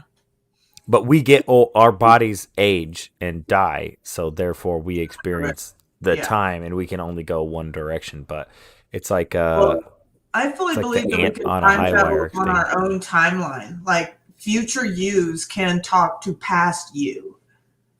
Well, past can definitely talk to future. You know what I mean? Like you can write yourself a note and talk to future you too. So. I mean, you're doing that right now. Like, yeah, sure.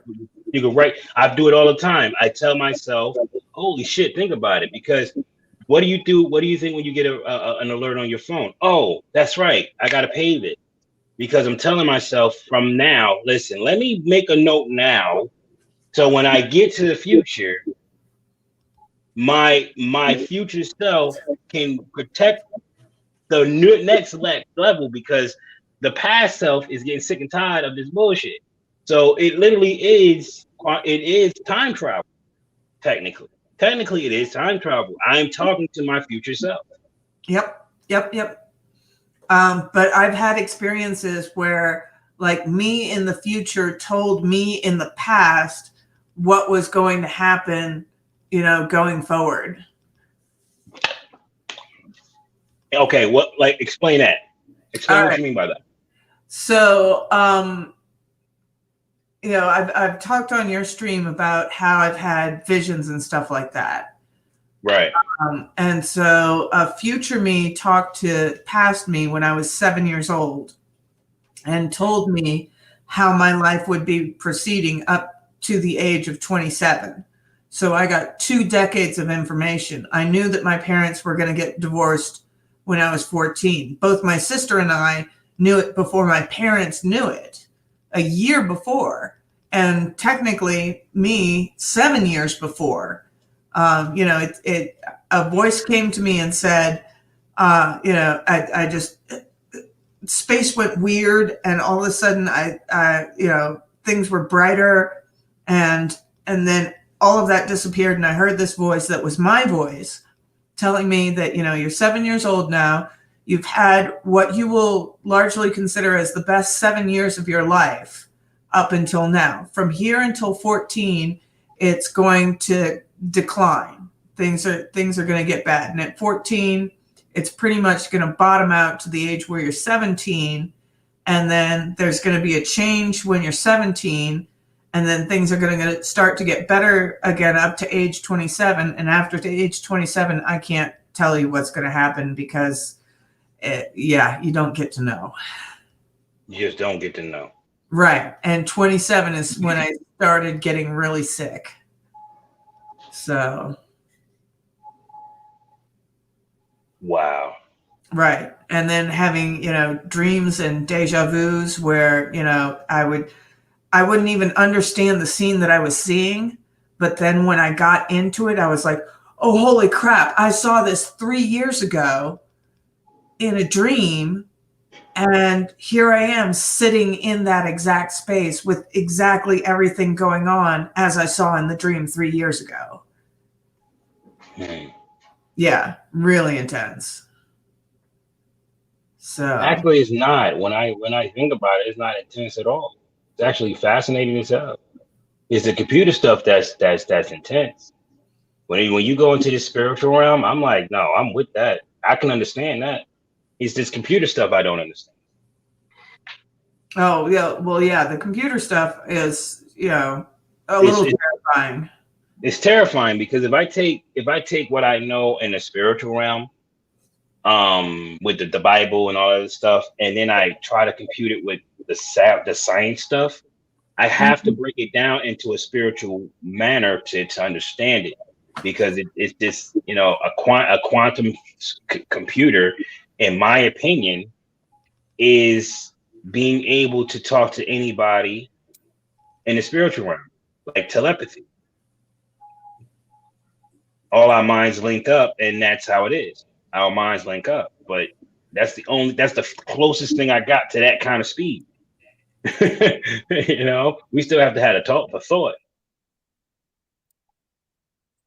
I've had some deep conversations with my brothers that was talking about like how, what it potentially, we're just going through and just BSing and just saying like, what if, all the relationships, period, not just, the ones between humans and all that are some kind of, neurons firing or some kind of larger piece to like a Boltzmann brain or some kind of quantum computer function or something like that, because it doesn't even necessarily, if anybody knows what a Boltzmann brain is, it doesn't necessarily even have to be something that's like created, because technically with infinite time and space, everything that can exist will exist, because if you have an infinite amount of time, matter, and space, it's only a matter of time until something like that forms. Like that's the whole thing about if you give a monkey a typewriter and stick him in a room, and the monkey lives forever, and you have an infinite amount of time.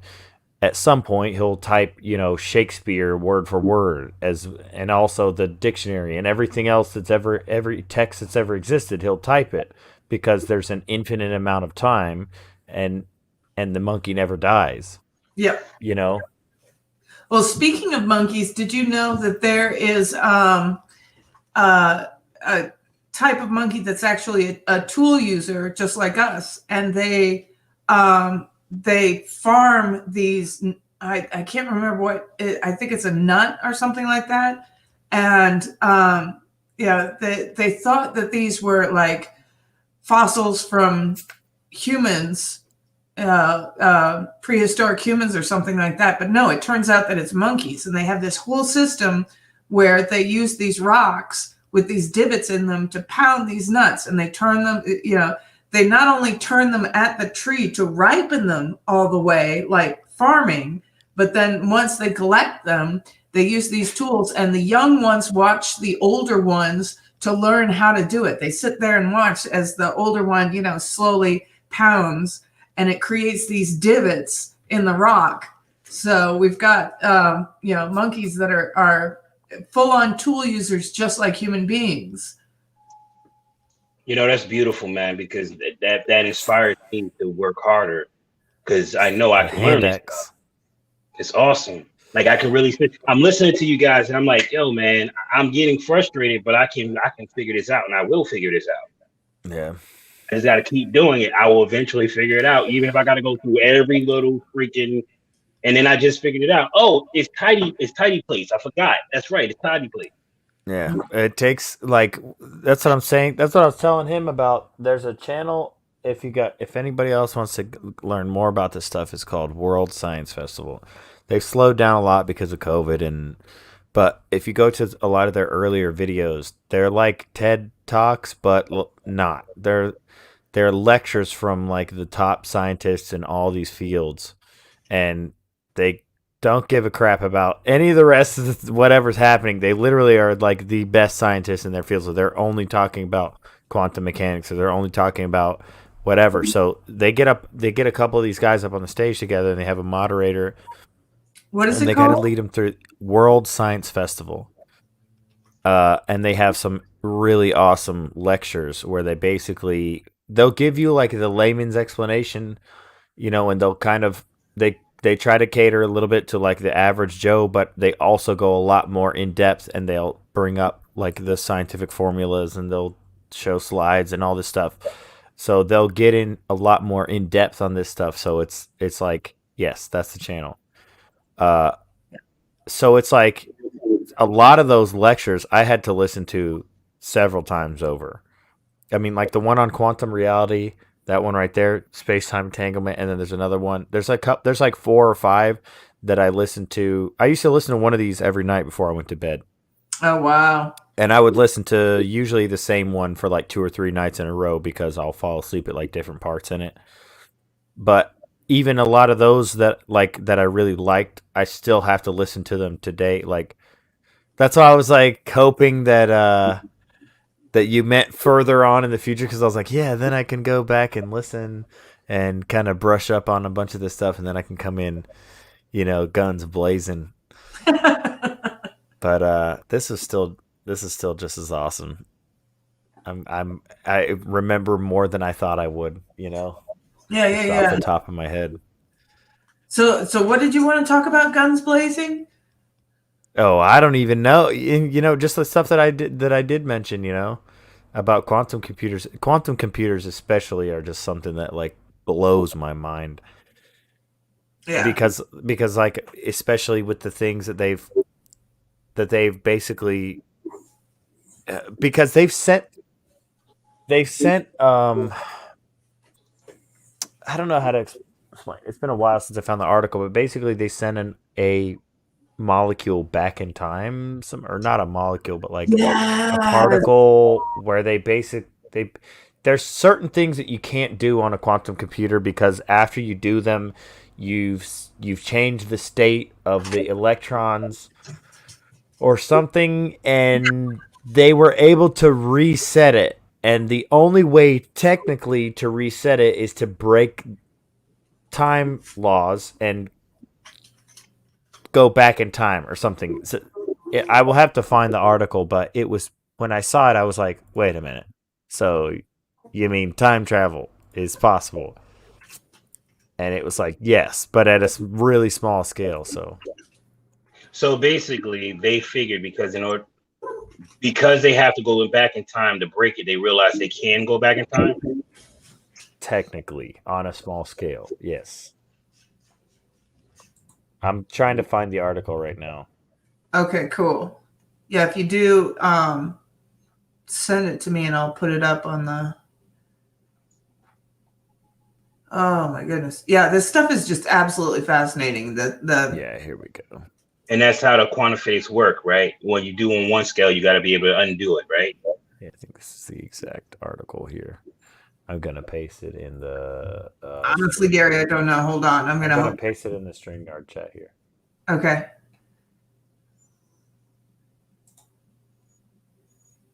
Oh, Dave, I totally believe in an afterlife. Dave, yes, quantum, like, it's funny because my relationship with science at first kind of drove me away from God, and then right back, like, exponentially harder, because I was like, you realize that, the word theory, which is all over science, is just a fancy way of saying our best guess.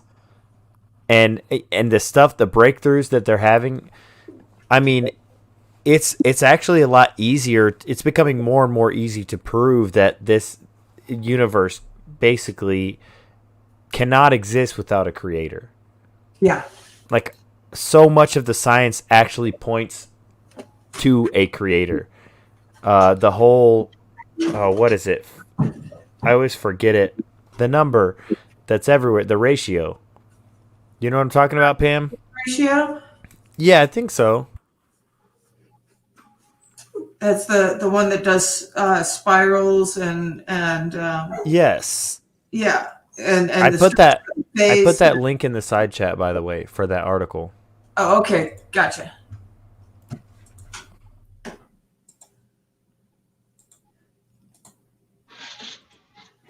Let's see. Oh, I got a dog trying to climb into my lap. Enter. I think it's like 1/177 or something like that. Here we go. Free hash. Accept the cookies. So there we go. Scientists have reversed the arrow of time in quantum experiment. Scientists have done this by reassembling electrons into an original state. And though they've been hesitant to describe their findings as having any implications for time travel, researchers say they believe their simulation has defied the second law of thermodynamics. Second law defines time for us in the sense as the arrow of time moves forward, the entropy of an isolated system only increases and can never decrease. It's why we get older and have finite lifespans, or why your coffee eventually gets cold. But physicists at Moscow Institute of Physics and Technology say they believe they've been able to violate this principle in theory. So we have an artificially created state that evolves in a direction opposite to that of the thermodynamics arrow of time. Dr. Gordy Lesovic said, by simulating wave function of a particle spreading out over time, the scientists created an algorithm to reverse that wave, much like reversing the ripples in a pond after dropping a pebble in it. But as more particles were added to the system, the physicists said that the likelihood of restoring order from chaos occurred with less frequency, meaning any system that utilizes their method would require a high level of control, like a quantum computer. When 2 qubits, quantum particles, were used, scientists were able to reverse entropy 85% of the time, but with a third qubit, only 50% of the time. Researchers involved in the study compared their test to the possibility of striking a rack of pool balls and having them return to the precisely arranged triangular formation, something seemingly impossible in our everyday reality, but now entirely possible in quantum physics. Wow. Yeah. So does this mean we'll be able to someday go back in time by traveling through the quantum realm? Unfortunately, the answer seems to be no. When it comes to future practicality, the team says this finding would likely be applied to the quantum computers to eliminate noise and error. Oh, so not quite time travel, but faster computers. Guess it could be worse. Yeah, but I mean, imagine that, like what they said about returning to the state, like breaking. You're sitting there at the pool table, you hit all the ball, you hit the cue ball into the triangle, and all the balls bounce around, and then they come right back to the triangle, and the cue ball ends up right back in the same spot. Like, right. Pretty impossible, but technically it's not impossible. Pretty implausible, but not impossible. Like, that's awesome. Yeah, pretty cool stuff. And that's just one. I think there was a couple more on that same thing, but basically from that same experiment. So, Ryder, what's going on? So yeah, people are trying to help you. Dave says, I asked what state you were in, and I can probably give you an advocate for you to contact.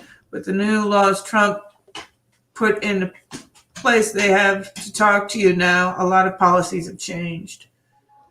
So, oh yeah, Ryder, if you have a lawyer that's not answering your calls, just move on and find somebody better, because I mean, you know. Logic's mind Yeah, blown. the red tape that exists is hardcore and real, and I know what you're talking about. So, what did I miss, Jack? Yeah, something's going on in the chat, and I want to make sure that Ryder's okay. What kind of dog is that? Oh, he's part cattle dog and part Hopi dog. Hey, it looks like his feet look like cattle dog. Yeah. But he has semi-retractable claws. So that's the Hopi dog. And if you look at him in bright light, underneath the black, there's the golden of the Hopi dog. So yeah, he's my boy.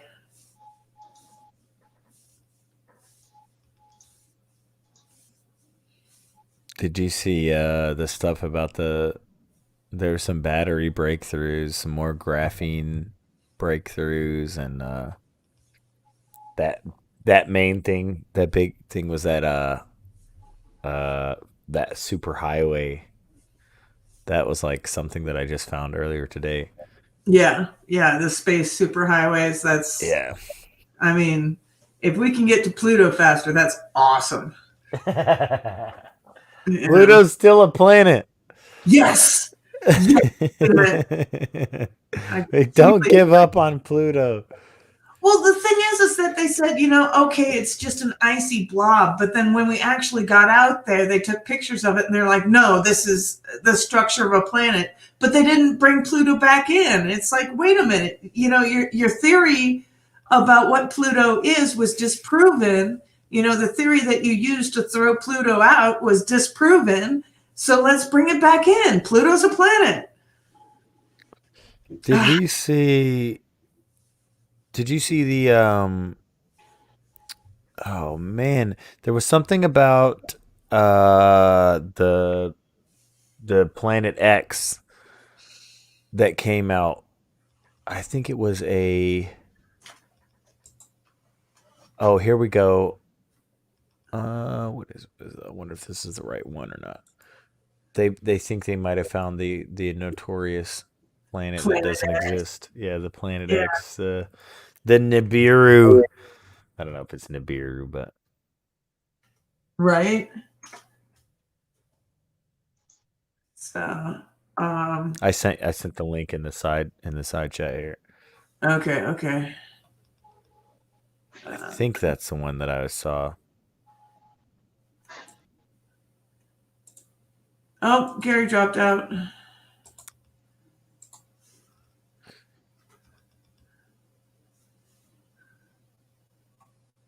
Yep. Here we go.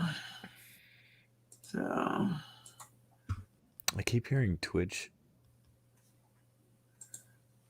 notifications. Huh.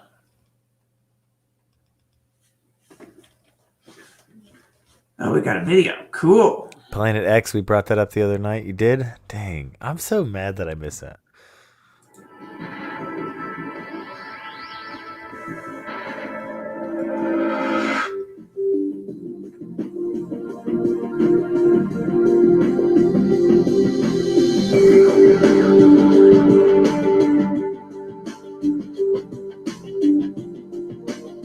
Whoa.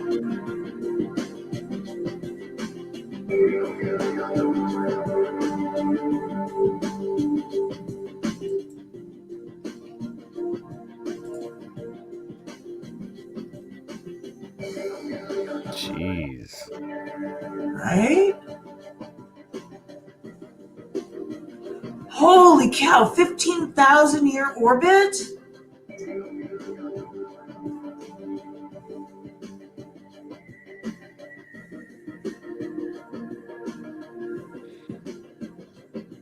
So how crazy would it be for one of those to be orbiting our sun? Probably not that crazy.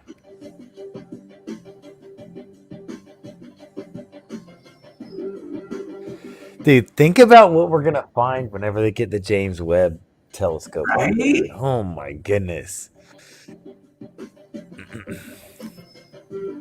Yeah, that they think that our solar system collided with another solar system. Yeah, there it is, the James Webb Space Oh yeah, Telescope. here we go.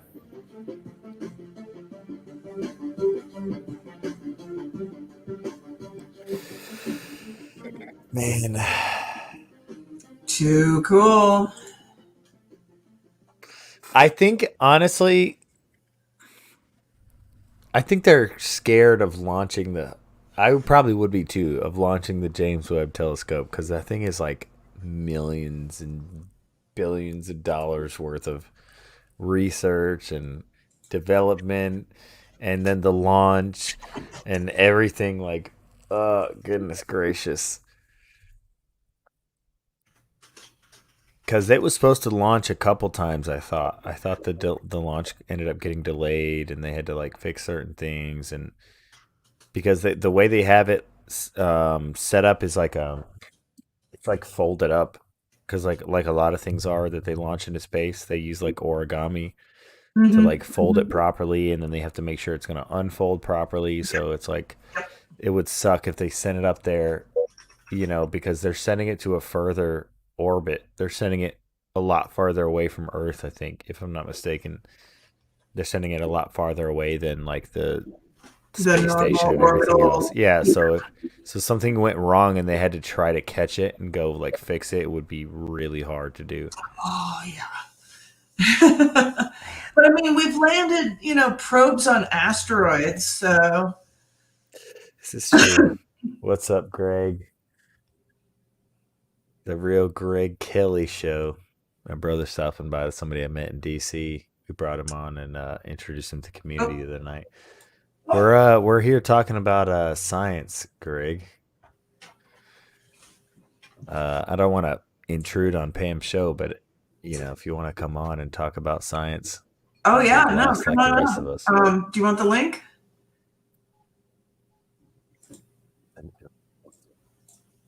Thank you. Because we're just having fun at this point. Yeah, we're having amazing. My beautiful time. wife made me this kind of like breakfast rice bowl thing. It's awesome. Oh, sweet. Beans and spam and eggs. Guess what? We're gonna get to see each other on the 20th. Are you going? What? If I go, she'll be there. Yeah, on the 20th. Oh, we get to meet. We get to meet. Also, are you coming? Yep, I'm going. Definitely going. Nice. I'll send it to you, Greg. Hold on. We gotta introduce you here to old Mr. Gary. That's about the only person he didn't meet the other night, man. That live was pretty popping, man. Let me see. Probably is Mrs. Lamb gonna be there? Doubt it. Aw. Because I'm gonna be driving down and gonna drive right back. I'm not getting a hotel room. It's gonna be talk. It's gonna. I'm much rather go and buy camera equipment. Okay. Oh wait, that's not it. That's a dang article link here. I'll get this going here. Free, you gotta wait. And that doesn't mean I'm gonna have camera equipment. I'm just saying, if I was gonna spend that kind of money, it'd be a camera equipment, not on those trips, not to go somewhere that's 3 hours away. Yeah. Yeah. Praying Mantis says hi, Miss Nacha. Oh my gosh.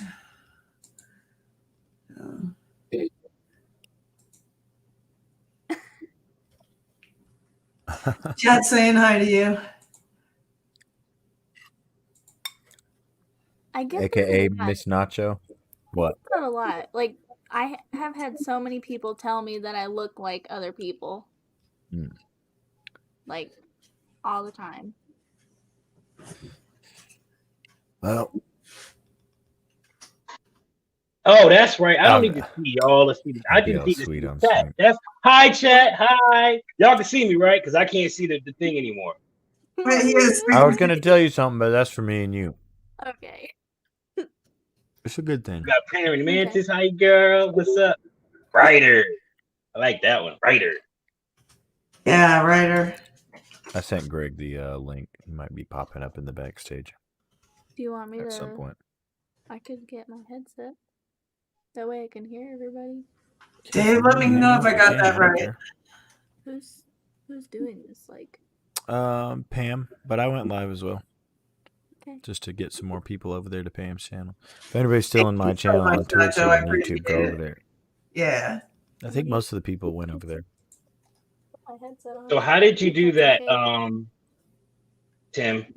How did you go? Oh, I'm sorry. Dojo's not. I don't care. Oh, go ahead. What's up, Gary? How do you stream like that? Like, how are you able to stream to yours and link up to hers at the same time?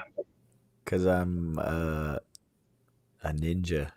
No, because I have multiple monitors, so I just take Streamlabs OBS and turn my camera off so I can connect to this, and then I capture the display. I capture the whole display, then restream it. Okay. So whatever, yeah, I can explain it to you better. Yeah. Because I'm gonna be able to do that too. I want to be able to do that. Yeah. Is that okay? What? You want to hang out? Yeah, just I don't like care. sit Yeah. and Get your chair and bring your. Just I'll get that just- stuff. I have a headphone splitter somewhere. I don't know if you can get your headset in here though. I'm on Discord. Oh. I thought Greg might be popping up. Is he in the backstage or no? Oh, yeah. Sorry. Okay. Greg is here. What's up, Greg? Welcome. Just streaming, brother. Hello, what's up? How you doing? What's going on, family? What's up, everybody? Brother. I'm good. I'm good. Let me go in here so I can hear what's happening in the background. How long you been hanging out? You just hop in here? Yeah, I was over there with Fetty. Oh, really? Oh, sweet. Nice. Yeah, I was over there hanging out. I went live earlier. I tried to catch Bear. I missed him, so I caught my man from Federal's Grove. Caught him out there, and just checking in with him, seeing what he's talking about. He was dropping some real truth, man, about how lopsided the political forefront is when it comes to riots. Yeah, no, we do not want to be talking about political stuff. I'm so fed up with all of it. I mean, we're taking a break tonight. We're talking about science right now, but yeah. Yeah.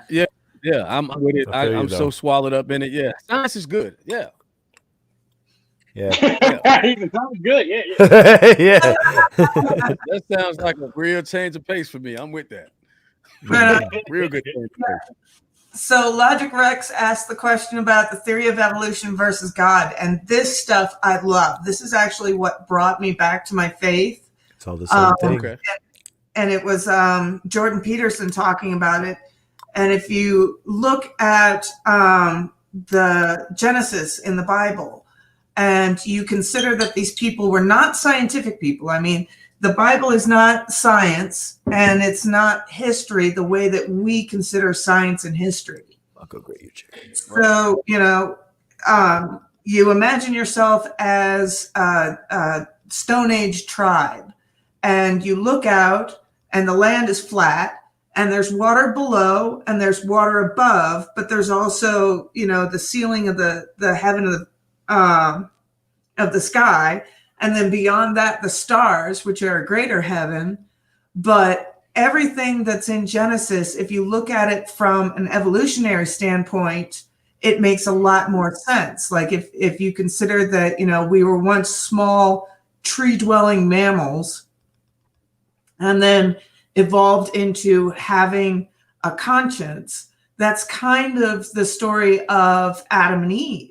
Before we were just a part of nature, and we didn't understand our own mortality or anything like that. We didn't understand right from wrong, but then something happened where our consciousness awakened, and suddenly, we no longer have this pure connection with, the universe as animals do, but we now have this thinking brain that understands that we can die, that understands, this thing is a bad thing, this thing is a good thing. We know right from wrong, the tree of knowledge of good and evil and that kind of thing. And so if you look at it from a psychological standpoint, instead of from, trying to take it literally, it opens up this world of, what it was for us to evolve out of animals into human beings. And so the whole idea of, evolution versus God, there is no versus there. Like one of the interesting things is, as a tree-dwelling mammal, what are our predators? You've got birds of prey, you've got snakes, and cats. And what do you get when you combine a bird, a snake, and a cat? You get a dragon. That's our ultimate bad guy in all of our early literature and things like that. The hero goes out and fights the dragon. Well, that's a cat snake bird. So, it's sort of this psychological evolution of the mind that, proves the story of Genesis and all our other ancient stories and stuff like that. So, Logic, I don't know if that answered your question or not. So, I've always said, especially for the stories in the Bible, like a lot of them I don't really take at face value, mainly because they've been translated over, tens of thousands of years in some cases. Yeah. And you got to think about, like, imagine people going back and looking at our memes right now. Mm-hmm. Like, who knows if some of the parts of the Bible might be memes? Like, some people might be cracking jokes and we don't even understand it because we're taking it so literally. Like, so a lot of the stuff I don't necessarily take full value, but especially the part about when people try to say stuff to me about like Jesus dying on the cross and resurrecting from the dead, to some degree I'm like, I don't know, you know what I'm saying? But either way, people are dying for us like every day. Like, people have died through war, your ancestors have died, period. Like, someone along the way has shed blood so that you can be here. So to some degree, it doesn't even matter whether that's a literal, physical, 100% true story or not. You know what I mean? Because at the end of the day, someone has died so that you can be here. Humans are dying. More humans have died than have lived. You know what I mean? Well, the whole thing of Jesus died for our sins, that can be for everybody's sin, but it could also be for the sin of the disciples. Because if you remember, before the Garden of Gethsemane, what happened? I was talking to Gary about this the other day. What happened that Jesus knew that he had to deliver himself to Pontius Pilate? Do you remember? Is that a question? Yeah, I remember. I remember the conversation. Yeah. If you want to answer that, Greg, go right ahead. Well, what happened? And in other words, how did Jesus come to know that this was his plight in life? Well, there was an event that was written about in the Bible, and it's just glossed over very, very quickly. But Well, I mean, you don't need to look any further than the book of Isaiah if you want to go to the words that were written prior to the events happening. There's a very distinct description about the Messiah, who he would be, the life he would live, even the life, the way he would die. Yep. So how he would come to know, I don't really like to discuss people's faith or the historical accounts of scripture, only because I see them in a way that I think I've been gifted to see.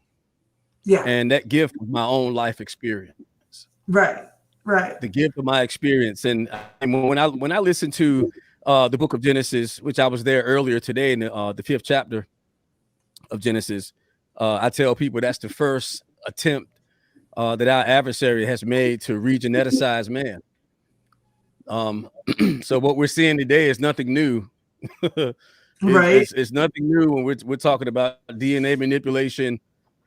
That's nothing that's brand new. This stuff is ancient. So yeah. But when I see Genesis and I see the creation, I've never been a Darwinist. I've never agreed with that philosophy because it is indeed a theory. It's never been observed. So it's kind of difficult for me to go that way. But I think that evolution can be viewed from many angles. But when it comes to man, creation, the trees, the stratosphere, the atmosphere, the ionospheres, all the three heavens, when it comes to the ecosystems, the hierarchy of predator and prey and food chains, again, I see a design. I can't see chance because it's so systematically perfect. But to answer, I'm gonna go back and forth to answer the question of how Jesus knew he was going to die. I believe that if you read his story and you track his steps, one of the things that he did most consistently was communicate with who he knew was his father and creator. And so he had a connection. He had a connection with something outside of himself, someone outside of himself. And he even spoke in that language. He would say, as I see my father doing, this is what I do as I hear my father speak. So he was communicating with a source greater than him. I won't go. I don't know. I'm just saying this is what's clearly seen as far as how he gained his information. He did it in a manner that many people laugh at or pick at and say, "Well, there's no way." But it's funny because I know Satanists worship too, right? We weren't laughing. And they get their energy from outside, and they say so. Yep. I don't know, but from my experience. Okay, yeah, I'm sorry. Go right ahead. Go ahead, sir. You go ahead, brother. You good? Sorry, my bad. Yeah. Listen, now I'm glad you said that because that really brings me right to what I've been doing lately. It's almost like I feel like he's telling me something. Mm-hmm. You know what I'm saying? I feel like I don't know the scriptures nearly as good as you guys. I don't. I've stopped reading the Bible because I denounced it because I was like, you know what? This shit don't make sense. I'm done. But the more I live, the more, just like you, my experience is saying, yo, there's got to be a God because this doesn't make any sense. I even said this in my live the other day. I don't believe in coincidence anymore. This cannot be a precedent. It can't be. Yeah. Right. We're linking up, and this is how I can understand it. We're linking up, right? You know what I'm saying? The Bible says that you'll be able to see everything, right? You'll look up and there he is. That's what the Bible says. You mean to tell me when something like that happened, everybody's not, they're already doing it now. Somebody getting a fight. Yo, oh shit, world star. Like we're doing it now. So yeah, that time is coming where I don't think we're gonna need all this computer shit. Well, real talk. Think about how far you going, right? If we're in a third dimension, then there's a fourth dimension. You don't think we're going to get there eventually? I mean, we got to. We're looking for it. There's a lot of stuff historically, like the stories that they tell, like if you've ever studied any kind of ancient Sanskrit text, Sumerian, all that stuff, like they talk about the difference in, like they talk about being able to communicate across worlds as they say, as it's translated. Lonell Harris is in the chat. Lonell, what is up, brother? I got to meet Lonell Harris and shake his hand live in DC. That was something else. That was awesome. Lonell, we're talking about science. We're into evolution versus Darwinism or Darwinism versus religion right now. Bro, if you want to hop in the live stream, you're welcome to. Lionel Harris is huge, but yeah, send him the link. Send him the link. I'm glad to have people on. Yeah, but for me, like if you study any kind of that ancient Sanskrit text and stuff, man, they talk about that stuff. They talk about how humans were able to communicate without anything, without and then even later on they talk about like in the city of Atlantis and stuff where they talk about how they basically describe like computers. Like they describe things that were similar to that. But that's all evaporated now, so Well, when it comes to computers in the ancient time, one need look no further than the human brain. yeah. The concepts of the computer have been present since the beginning of the origins of living creatures. And it's just continued to evolve as my sister said. Um that knowledge is what I'm speaking of, the evolution of knowledge, the evolution of interacting with your surroundings on levels that have somehow, I think they've been diminished. We're not, operating on those same levels. But telepathy was present in biblical days. Mhm. As I'm listening to, the readings of Adam and Eve, and I'm thinking that these creatures had a communication line with a man, and I still see it operating today as men handle tigers and cheetahs and hyenas. There is a union between the species on this planet, and at some point we either go back to that or they start eating us up. But I think we, just speaking on that, communication via the mind and the emission of brainwave activity. I mean, if you've done any neurological study, me and you standing nacho side by side, I know we say things like, man, did you feel that? Or, and I had this energy, man, I felt something in this dude. That is a form of communication that we don't readily, have a term to explain just yet. But we use those terms to explain an encounter between two beings that are interacting with one another. And I believe we're designed to do that. Mm-hmm. Yeah. Well, there's a It's couple something things. about this guy. I don't know what it is, but it's something about this guy. I've said this shit so many times in my life. There's something about him. I don't know why, but I like this person. Yeah. I trust this person. Yeah. And then I don't know what it is about it. I know y'all like him, but I can't stand his ass. I just don't like him. Mm-hmm. He did nothing wrong. I just don't like him. Wow. And yeah, when you're with a woman and it's in the sexes, we got chemistry. It's those things. Hell, listen, I was trying to keep it off the big girl. That's why I said, but dude, let's keep it that way. Let's keep that because we got Nick. Does that other energy? Oh, I'm gonna get off that.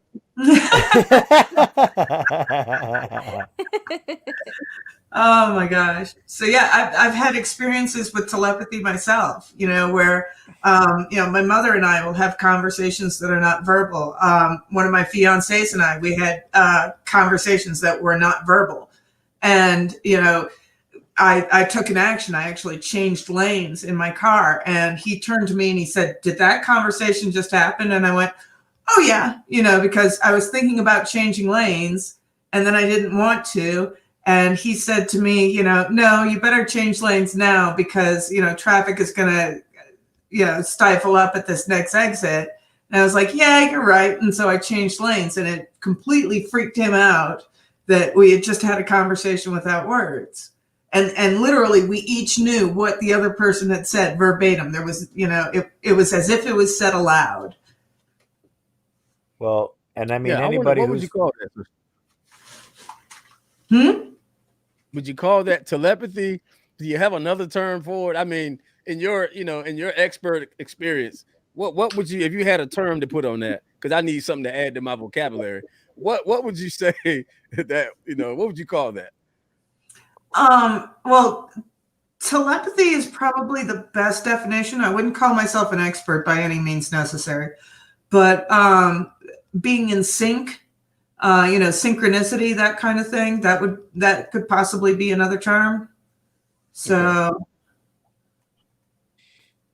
I had two things I wanted to add to that. Just tack on the end of there is that, like, I had some twins that were good friends of mine going to school, and they would talk about having the same dreams sometimes, or having that kind of connection together. But then also, like, just to add on there, like, anybody who's ever even played sports or anything like that, yes, or I mean, it's like sometimes when you just grooving with guys, like if you're playing basketball, sometimes, like, because sometimes you don't want to talk, especially like when you're playing basketball. Everybody, so there's only 5 on 5. You're so close together, like, but you can just look at each other.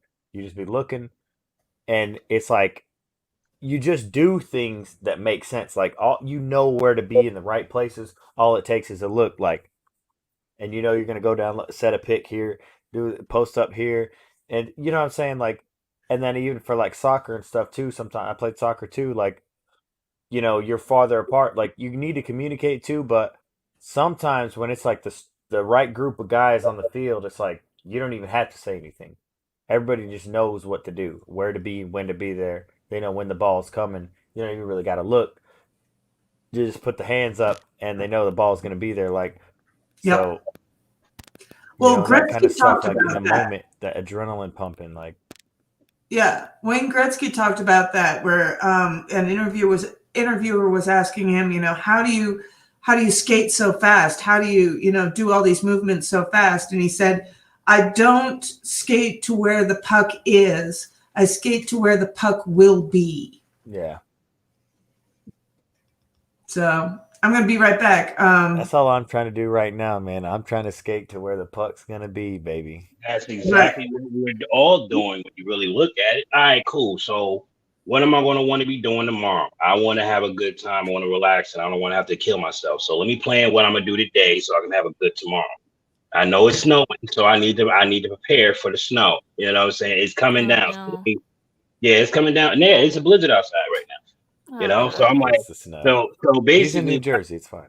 Yeah, but Yeah, we're I'm gonna fine. be in DC in December. I mean January.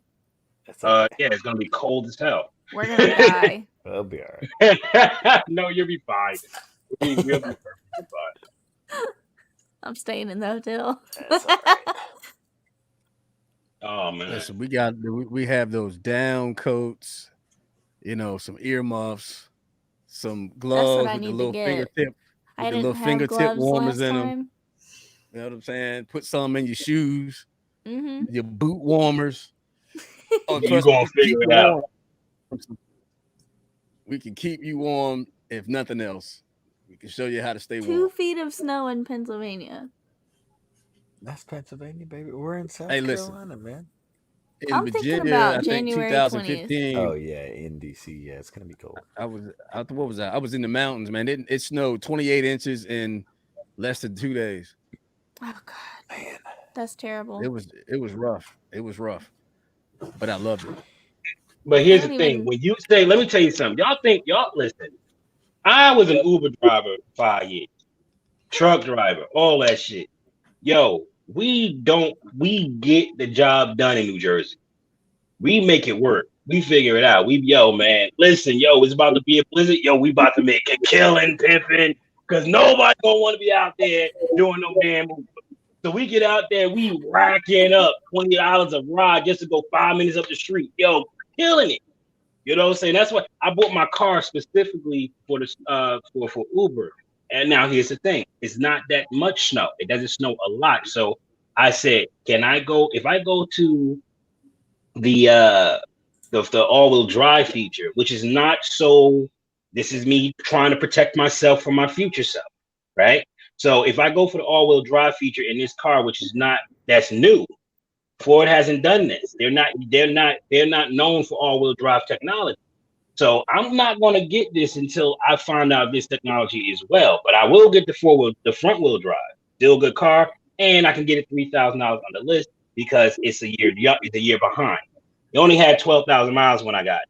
This car is still kicking strong. I'm taking this bitch to damn DC. I'm like, don't worry about it. I'll be there. I'm going because I bought right.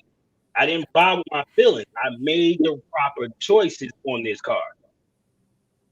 I didn't just go into it, and that's what, you know. I'm saying all this is that, yeah, I protected my future self, because the last time I bought a car, I bought it specifically for luxury. Y'all remember the Lincoln Continentals? I think was it an '89 Lincoln Continental? They had those airbags, and the airbags was $1,000 to replace. When that bitch blew, it was $1,000 each. That's rough. Yo, those things went 3 times on me. I was like, it's time to get rid of this car. The You gotta smoothest be ride in careful the with the world. luxury airbags. You gotta be really, really careful. I know that, but that's my point. Like, I'm looking into the future. Yeah. I'm just, all this is tying up with this. I'm looking into the future from my past. I go to my past and I remember how it sucked to have to ride that car like that, and how sucky it was to drive to sell that car. And I loved that car, and it was irritating the hell out of me. But at the same time, it taught me something. My kids, yo, don't go luxury. It's a bad idea. You don't need it. Yep. Go for something that's going to get the job done. Well, it depends on the luxury. Like Steven Crowder bought a Tesla for his wife because she's with her disease, she's having trouble using pedals and things like that. And like my car, it's the same thing. It's the nerve damage. I need something that's an extremely comfortable ride and, you know, very, very safe. So, you know, my mom got me a car that would help me with that. And so, you know, it all depends on what your needs are. But yeah, you need to think these things out. So, but anyway, to get back to the previous thing, one of the disciples was armed with a sword, and the Jews at the time were not supposed to be armed because the Romans would see that as signs of an insurrection. And there was a Roman guard who had his ear cut off. And that's Jesus knew at that point, because he was constantly running away from crowds that wanted to kill him. But he only submitted to that once his disciples had done something where it was like, all right, this is a crime, and for I don't want these people to be wiped out, so I need to turn myself in. And that's what I was referencing. So yeah, I had made a note here about that. I called it Darwin versus Jesus. Yeah. Well, it's interesting. We'll have to back up a little bit in scripture. Yeah. Jesus had made the decision to surrender long before Peter cut that man's ear off. Oh yeah, no, absolutely. He knew. He was going to surrender anyway. Yeah, yeah. It was just that was the sign, the clear sign that it was like, okay, you know, can't go any further than this. And the whole, you know, Garden of Gethsemane thing, you know, he knew what was going to happen as a result of him turning himself in. And, you know, like one of the things that people don't know is that it's to be nailed to a cross was actually to be considered cursed according to Jews. It's written in there. It's definitely in there. Cursed is the man that hangs upon the tree. Yeah, exactly. Yeah, exactly. So all of that was done on purpose, and all of these things have, you know, deeper meanings beyond the surface read, as it were. Oh, Dave. Oh my gosh. Yes. Sorry to interrupt. Earlier we were talking about Dave's got a whole bunch of horses and a Faraday cage and all sorts of. Look, you might just have found your new man. You know, right? Uh-oh. Right. Oh, Hot Springs is where is that? Those hot springs, man. I heard that now. Right? Oh my gosh. Hey, we don't forget they the only hot because the fireman. The fire. Oh boy. Oh man. Oh boy. Yeah, but so I wonder what the ultimate distinction is. If I can ask that question, what would be considered the ultimate distinction between God and Darwinism? I might go like, to. Are you blushing, Pam? Yes. My that's what I hid behind the camera. my go-to, Oh, especially, I mean, maybe it's not necessarily just for that, but I mean, whenever someone asks me, to make an argument or to defend God, my go-to is just music. Explain it. You know what I mean? Tell me what explain music. tell me what reason humans have for making music. I mean, because Oh you can man, I try to got a say, great answer for that. but I have I'm a great saying from answer a for that. Darwinism perspective, from an evolutionary standpoint, I mean, you can make somewhat of an argument to say maybe we're mimicking songbirds and stuff, but songbirds don't make that same. You can play music and you can know the emotion. You can, I mean, talk about telepathy, music right there, man. All you got to, you don't have to share the same language. You share and hear that music, and it's over. Like you know exactly what they're feeling. You know what their emotions are. So I don't know what you were going to say in response to that, Greg, as far from what side, but Well, I mean, music is an endless, boundless energy and potential. And it is, to me, it is the ultimate, one of the most beautiful, one of the most beautiful. I don't like this stuff, but I would say it's something that can use to describe the infinite one, because music in itself is yeah, infinite. And I think it's sure, just one of those reflections of God, his Mhm. infinite glory and beauty and potential, yeah. and one of the sacred instruments that he uses to relay that message to humanity is music. Yeah, and that's the side that I'm on. That's what I'm. That's my point when in bringing that up. When someone tries Yeah, when I have a conversation with an atheist or something, that's one of my first questions. Explain music to me. And I've never heard anything that even can come close to a reasonable answer. I mean, because you really can't. I mean, excuse me. I'm in the same boat as you. I think music is something that we created to reflect God, to reflect the voice of God, and to speak, you know,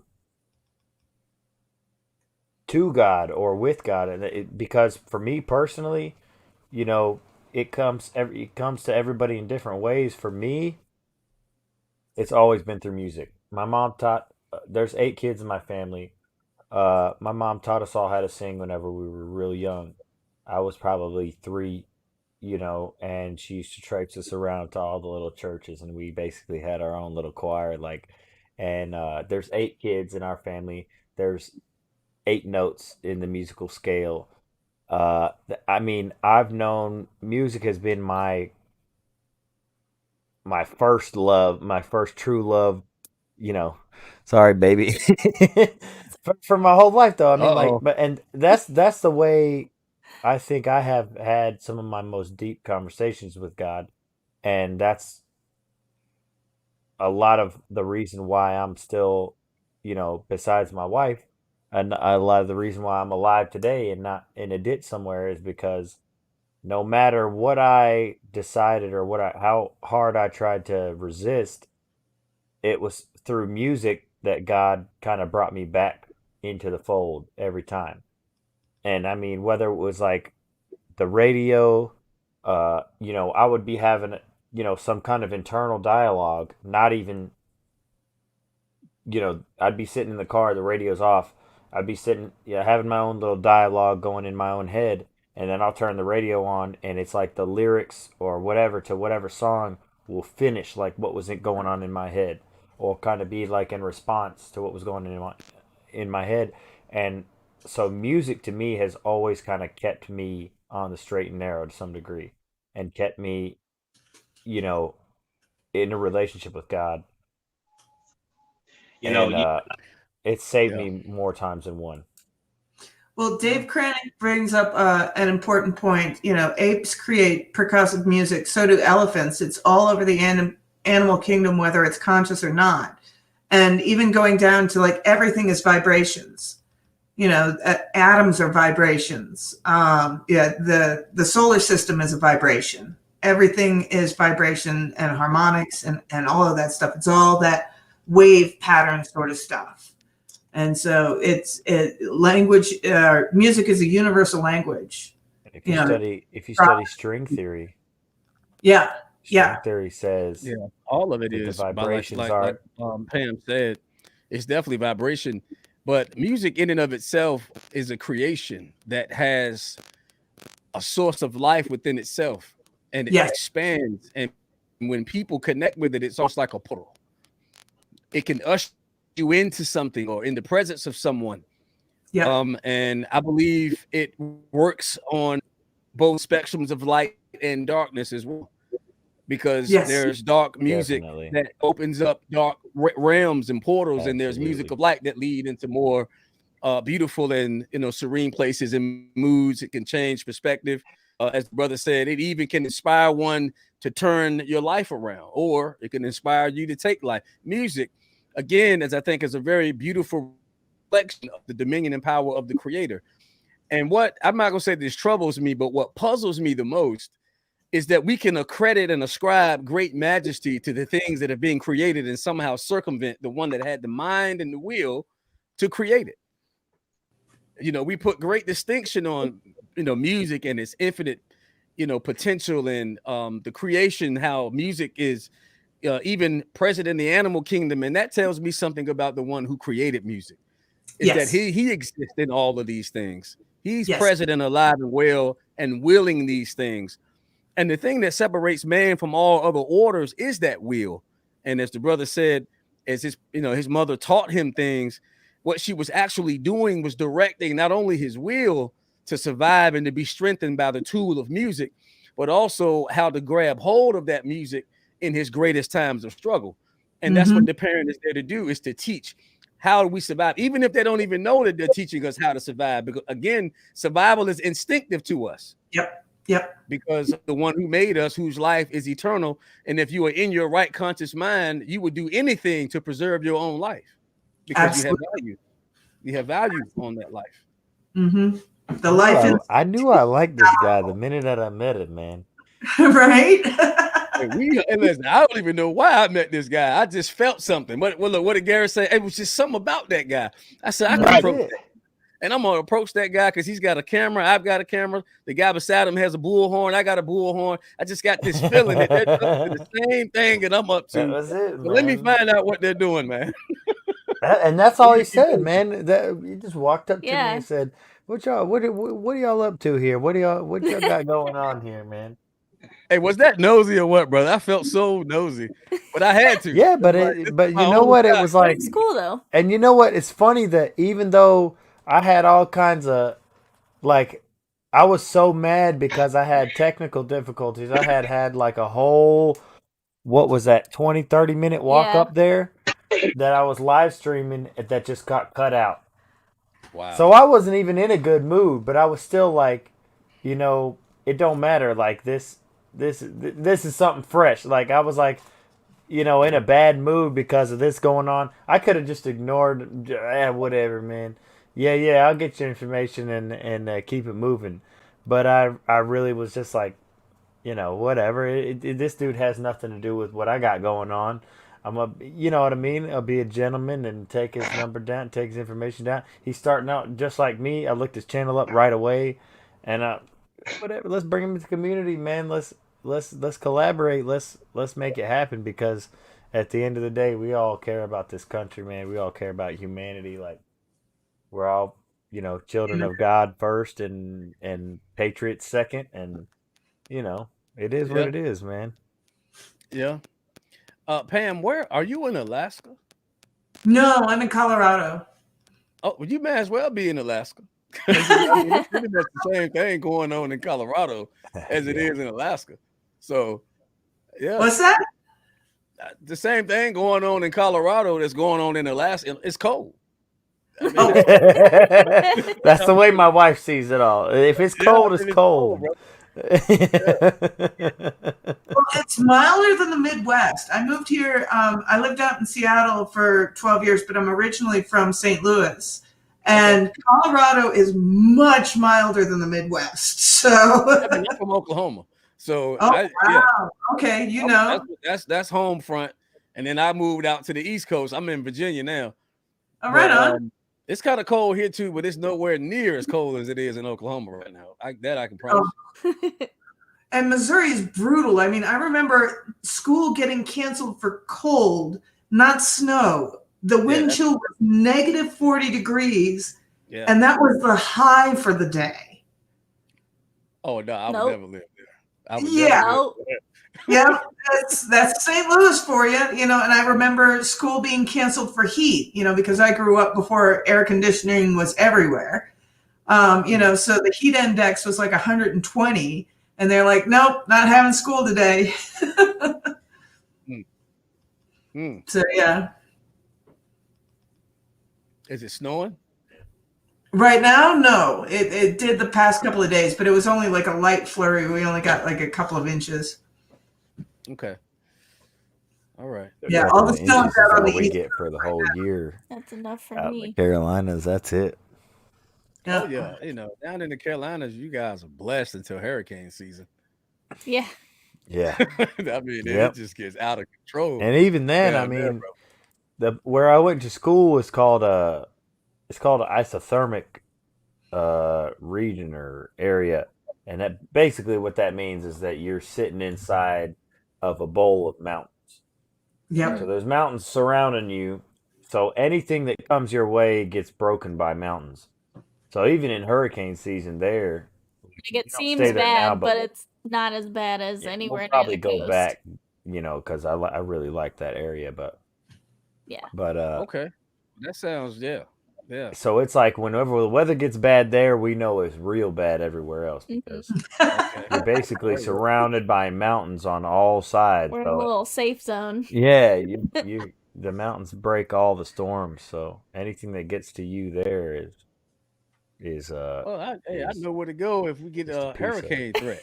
Yeah, just find isothermic regions. Yeah, come to Nacho's house. There's some science there for you guys. Bro. I'm not gonna try to find another mountainous area. He's gonna come to us. Yeah, that's it, man. That's it, baby. We got you, man. I'm gonna hang out with you. That's it, man. That's it. We'll get you taken care of, man. Bump all them hurricanes. I'm just trying to get to know you, Pam. So what are your expertise? You do something. Clearly you do, because you up here, you smiling. I see something going on in the bottom down there. What do you do? Well, I've been disabled for the last 18 years. So I've had a lot of time to just study on the stuff that I find interesting. I was raised in a very political family for generations. I mean, going back to when my family came here in the 1600s. One of my ancestors was in George Washington's cabinet, so yeah, very political. I've got my great uncle was Tom B. Curtis. He was a congressman from Missouri, and he was the one who co-authored the 1964 Civil Rights Act. And then right. And then my grandfather was a diplomat. I have an uncle who is an ambassador. So my big main thing is politics, but I'm also, very much into science and stuff like that. I studied science in college. I have a chemistry minor. And my health problems got me really involved in a lot of different, not only medical stuff, neurochemistry, psychology, and then also what we started off with tonight was space weather. So, and how space weather affects health and things like that. So those are kind of my areas of. Do you see why I missed the first part? Because I know absolutely nothing. Well, I wouldn't have done nobody any good. Yeah, catch up on the replay. You'll like it. Okay, so, I have never. Only thing I know I about feel space the exact solar same way, brother. I knew nothing. I was sitting here looking like a dumbfounded. I had to turn my damn thing off. I'm saying that's why I said, okay, too much for me. I'm done. Let's not talk about this anymore. Let's change the subject. I was like, dude, I just got this. Was nerd. All right, so, What's your name again, brother? Real Greg. Hey, I'm All right, Greg, Greg. man. Yeah. Hold up. I'm gonna look you. Wait, did Gary quit on us again? No, Yeah, I he's did. back. I ain't We gonna. started talking about the solar weather, and I was like, I would have Yeah. nobody nothing, and he was like, yeah, me too. Lost in the sauce. Yeah, yeah. So maybe you can speak a little bit better. Now, let me do. There's certain things that you and I are gonna connect on. We just gonna connect on that. Just by looking at you, I know we're gonna connect with some hella shit. This nerd R shit went way off the chart. Like you saw, remember the Indiana Jones and Especially if you the keep skull, drinking. and she said she wanted to know everything, but once she Mhm. started getting to the point where she couldn't handle it, she said no more, no more, no more. That's exactly how Yeah. I felt like the third minute of their conversation. Told you he was going to talk about some science, man. Go drink and talk Oh. about some science. That's it, baby. Hey, listen, Try to if I take a can break share from one all this. thing before I get out of here, brother, I've been up. I seem like 2 nights in a row just working on my little rigged up, recording area. Pam, the thing that made me enjoy science the most, first, I was raised in a family that didn't know much about God. They just knew He was there. They took me to church. My great grandparents raised me, so I was able to get a lot of morals and values from my great grandparents. But they instill the knowledge of God, the little bit that they had. And I ran across a ton of people who thought that science debunked God.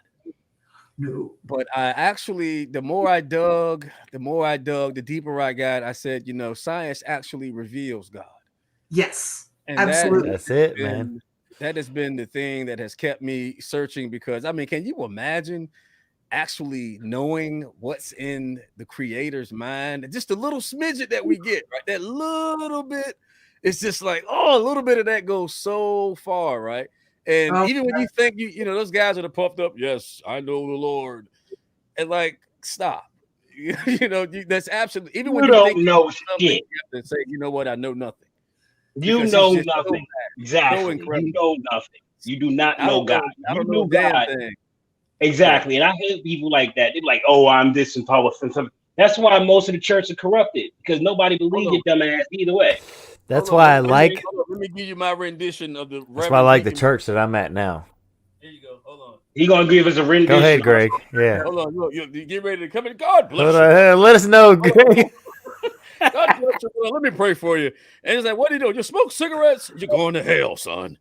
If you don't stop smoking them cigarettes, you're going to hell. God said you're going to hell. You're going to hell. Matter of fact, I don't even want to shake your hand no more. Let me get me some hand sanitizer. Well, how about this one? Hold on. How about this one? Can I pray for you? Can I lay hands on you? I feel like I have a word for you. I feel like I need to tell brother. There's a calling on your life, bro. It is, There's but a you don't need to calling tell me like on your that. life, I mean, can we just have a conversation, right? Just talk to me right? like correct. You're right. No, man. The fuck, like. See, that's why I didn't go to church for a long time, but the one that I'm going to now, I'm going to because of that reason. Because even the pastor there, like, she knows, she'd never really go to church, but she just went to this one with me, and she likes it. I mean, I don't want to put words in your mouth, man. but I mean, and it's because the pastor there, the people there, are just honest. Like, the pastor there will straight up tell you, he's like, I think God's he gives me a message, and I try to decipher as much of it I can, but I don't know. You know what I mean? Sometimes I just have to take these things. I write out a message that I want to say, but sometimes I don't even get to what I was wanting to say. Sometimes God takes me in a different direction during the middle of the service, and we go there. Like, it's not, and it's the same thing with, science is the same way, man. It's all theoretical. It's like, this is my best guess, man. I'm doing the best that I can do with my education. They're doing the best they can do with their history of the Bible and their history of life in general, what he's lived, So it's good to be able to go somewhere because, you know, I was the same. That was the number 2 reason that drove me away from the church was humans, other corrupt individuals taking advantage of people, you know, taking people's life savings, you know, that kind of stuff I hate. And I've always said, even though I was kind of like steering away from God, I was never fully like, well, not even God. It was more like religion. Like I was more like, I don't like religion because, you know, people take advantage of other people. I don't like, you know, the way that people, you know, like I was saying, that you'll take somebody's life savings and say, yeah, well, I'm going to heal you. And that means their daughters or 2 daughters can't go to college anymore. And that was something that was kind of driving me in that opposite direction.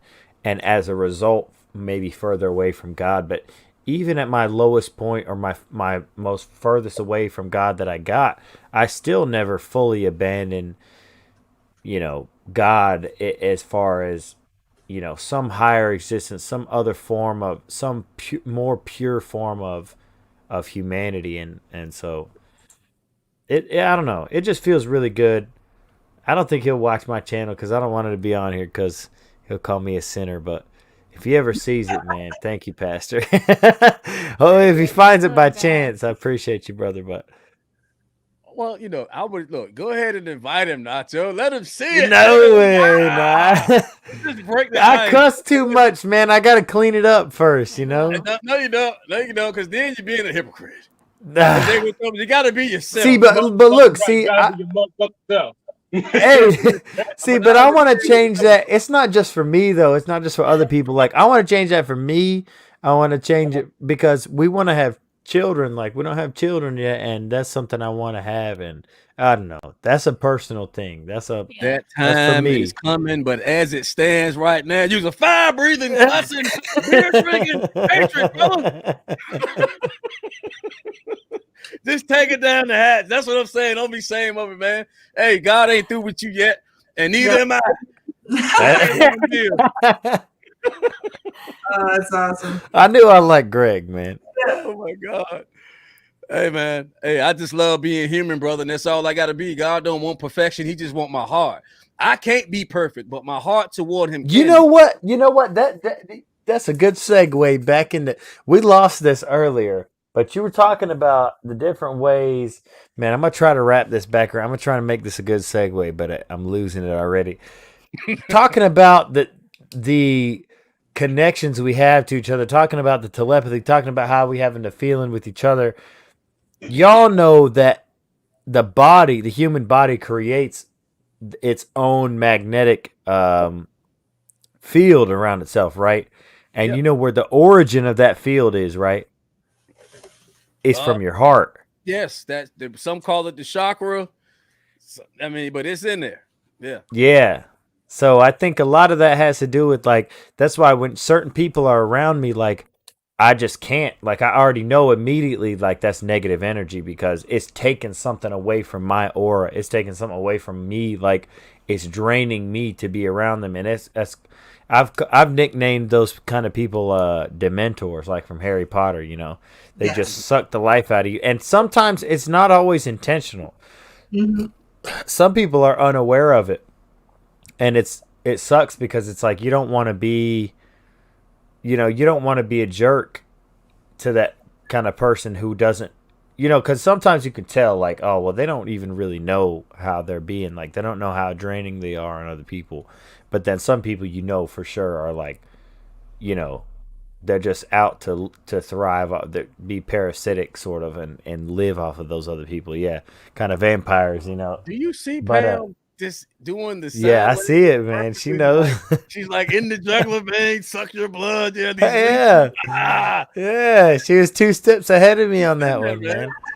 Yeah, Pam, I like you. You on point, girl. You know that's why Pam's that's why Pam's on her channel right now, because Pam kept coming in to, like, you know, when we and Gary were live streaming, or when Gary was live streaming, and everybody in the chat was like, Pam, get yourself a channel, like you're on it, man, get it going. So she did recently. So just like you, just like me, you, her, we're all the new guys here, really. Okay. You know, Gary's Gary's got his thing going, and most of other us, like everybody we talked to last night, got their stuff going. Fedder's got his stuff going, but we're all coming up. So, but that's why we told Pam to start her channel. Everything she was saying in the chat, we were like, "You dropping some knowledge on us, man. You need to get yourself going, man, because people want to hear what you have to say." So, I'm sure I need to find Pam. Pam, what is the name of your channel? It's Pam Curtis. Pam Curtis? Yep. I've posted it in my chat a couple times. Yeah. I'm going to. Okay, I got you because I have a y'all. But can't yeah, see Pam Curtis should pull it up. My better half over here in the corner doing her thing over here. I don't think I would have did my live show tonight if it wasn't for her because I had some technical difficulties. And see, this is what I love when the Lord said, "It's not good for man to be alone." I'm loving that. I'm loving it, bro. That's it, baby. It's no good, man. And I would have been out back tonight if she wasn't kicking me in the behind. Like, get up there. You know, I had my OBS set up and my screen capture didn't have a lick of sound on it. I'm going in and it's sign language. I mean, it's lip speak. That's it. So then I had to stop the stream and go back, and I didn't want to go back because I was embarrassed. And she was like, "You better get your butt up there. You got people waiting for you. You better get your butt up there right now." So that's it, man. Yeah. But Pam, I'm gonna check you out, girl. You definitely have let's go deep. You have good energy. Oh, cool. Yeah. Everybody, I'm telling you, man, everybody in this community, man, they're just some concerned human beings, man, who just care about humanity. At the end of the day, that's what it's about. We need that. We need more of that in our nation, man. Yep. I'm so tired of this hate. I'm so sick of it, man. I'm so sick of it. Yeah. Yep. I hear you. So, but shout out, you're the real Greg Kelly Show. Is that the name of your channel? Yes, ma'am. All right. And do you have it's as it says in his name, though, too, because it's not like the. I added the to the front of it, and it took me for. It took me forever to find. The wannabe Greg. No, I'm kidding. Yeah, the wannabe. He got way more juice than I have. Nah, he's still nah. Yeah, see, that's okay. Nah, there's a difference though, Greg. You got the sauce, all right. He just got the juice. How long do you see? You already know what I'm talking about. How long you see juice in your fridge, man? You would see like a couple days. How fast do we drink orange juice? Yeah, see. How about the sauce though, man? That sauce. Hell, we got hella sauce in the fridge right now. That should have been the whole fridge will be empty, man, and the sauce is still in the fridge, man. So full of sauce packets. You don't want the juice, man. You want the sauce. Always want the sauce, man. That's awesome.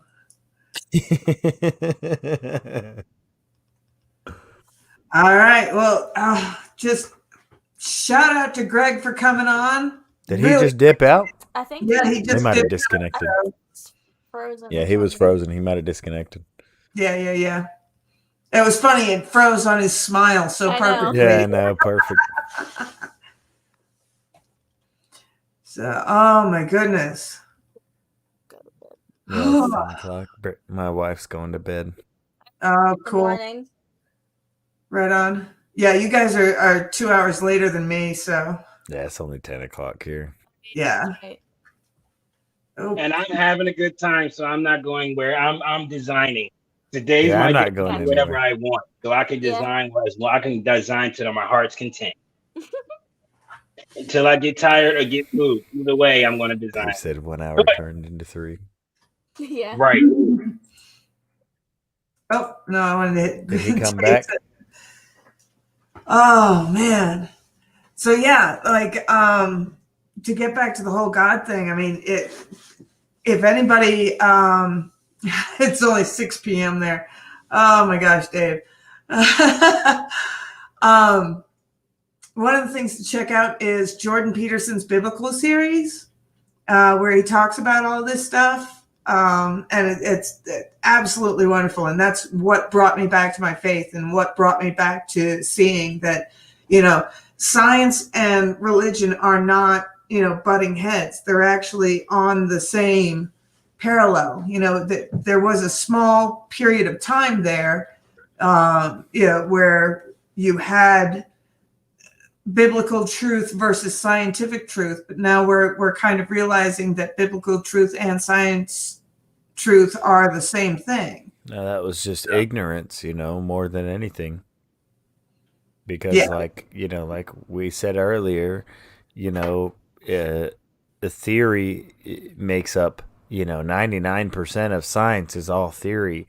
Even the laws that we thought were laws aren't really even valid at this point anymore because of quantum mechanics and quantum physics breakthroughs and stuff. Like we don't even know how any. Basically, we're like one or two, experiments, whether they go this way or that way, away from rewriting our entire, every science book that's ever existed. Like we have no idea at the end of the day. So, and that's what, I was talking about earlier. The more it was the same, like you were just saying, first it was like, okay, well, science disproves it. And what is this? And then I realized, no, it's going right back into being parallel, like you said, or even proving, the existence of God through science. So exactly. And our understanding of science has changed, which has, kind of brought us full circle to, what the scripture has been saying. So. Good night.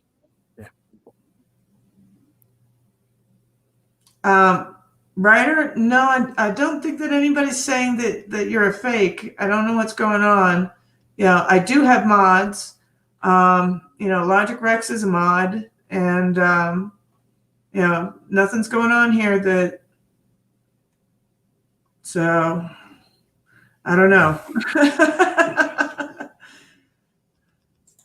Oh, Lawrence, yeah, thank you, Lawrence, for clearing that up.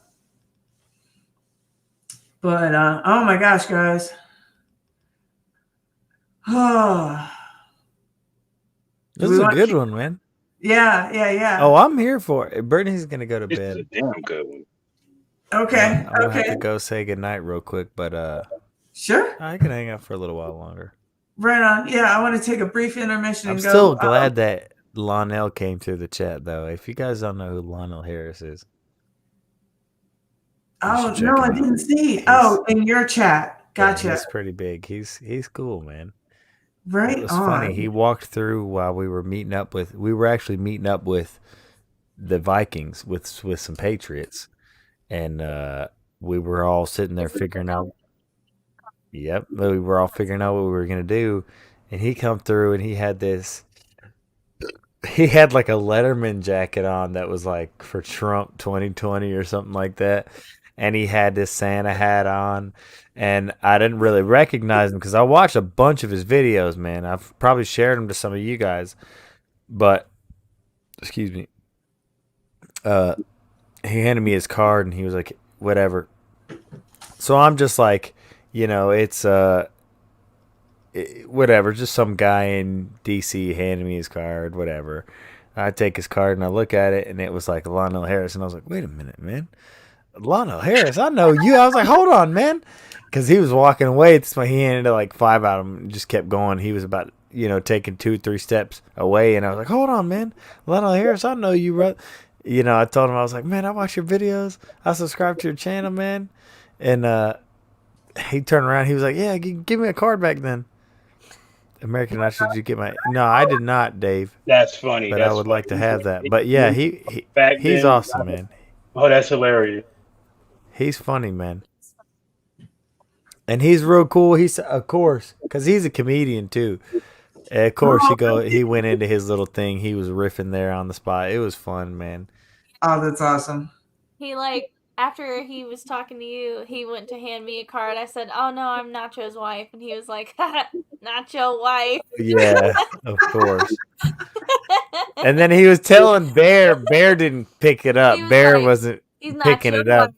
That's his wife. Yeah, because Bear said something to him, and then he was like, "Yeah, not your wife, or something." And then Bear was like, "Well," I was like, man, you got to keep up, man. Come on.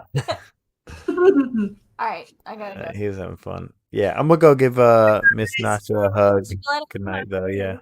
Yeah, great to see you up here. This is Yeah. awesome. I'm telling you, we got to get these women on together, man. We got to get Pam and Sam and Mrs. Lamb. Look at how I've been how'd that trying to all do this run? for a long time. I've been I'm saying the it. I've been oddball. saying I it. know you have. I know you have. I'm just It's saying. getting on my I'm the dang oddball nerves in now. the I've been line. saying it. I just said it.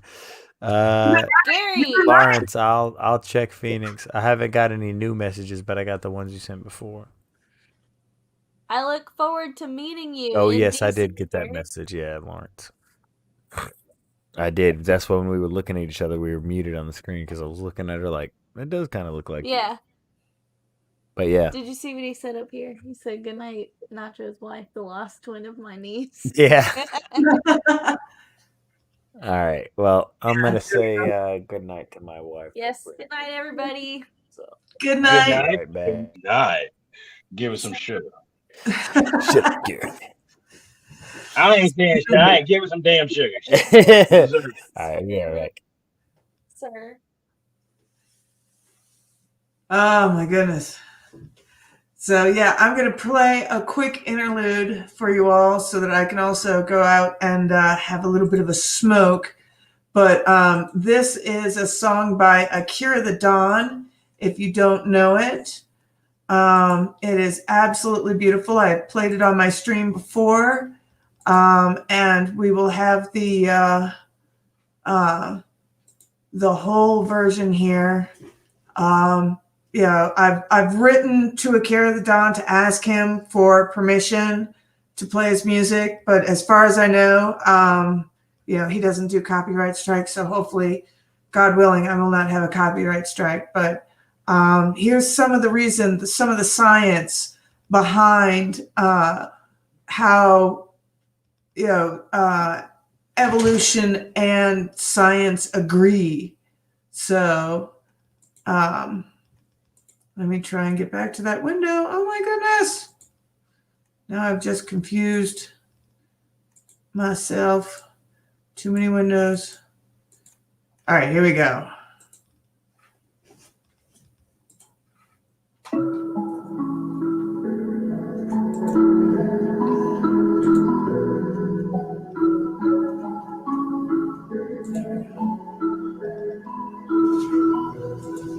So there's a line in the New Testament where Christ says that no one comes to the Father except through him, which is a hell of a thing for anyone to say. I am the way and the truth and the life. That's another one. Here's the idea. It's as if there's a spirit at the bottom of things that is involved in the bringing to being of everything. People talk about evolution as a random process, but that's not true. The mutations are random, but the selection mechanisms are not random. What are the selection mechanisms? Human females are very sexually selective. That's why you have twice as many female ancestors as male ancestors. So the male failure rate for reproduction is twice that of the female. How is it that males succeed differentially? Females reject. They reject on the basis of what? And the answer is, well, something like competence. How is competence defined? Well, men put themselves in hierarchies and they vote on each other's competence. Let's say you decide to follow the best leader in a battle. Well, then you don't die. Like, he might get all the women, but you don't die, so at least you're still in the game. And it might be the same if you're following the greatest hunter. And the greatest hunter wouldn't be the person who was best at bringing down the game. It would be the person who is best at bringing down the game and sharing it and organizing the next hunt and all of that. What that means to some degree is that there's a spirit of masculinity shaping the entire structure of human evolutionary history. That's what that means. It's the spirit of positive masculinity that manifests itself across multiple ages, millions of years perhaps. And it actually has shaped our consciousness. Actually. It's It's like the essential spirit of all the great men who defined what greatness constitutes. That's a spirit. Well, that's a purely biological explanation. Well, that's God. God is the highest value in the hierarchy of values. That's God. God is how we imaginatively and collectively represent the existence and action of consciousness across time. That's God. God is that which selects among men in the eternal hierarchy of men. That's God. God is that which eternally dies and is reborn in the pursuit of higher being and truth.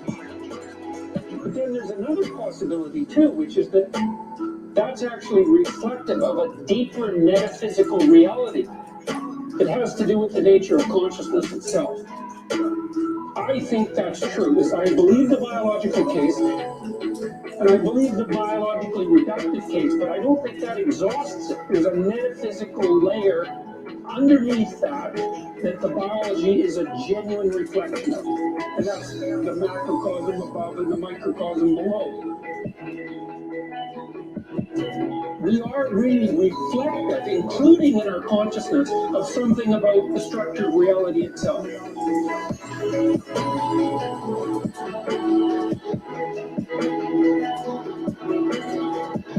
And that might involve whatever it is that God is. Well, that's God. God is the future to which we make sacrifices. That's God. God is the voice of conscience.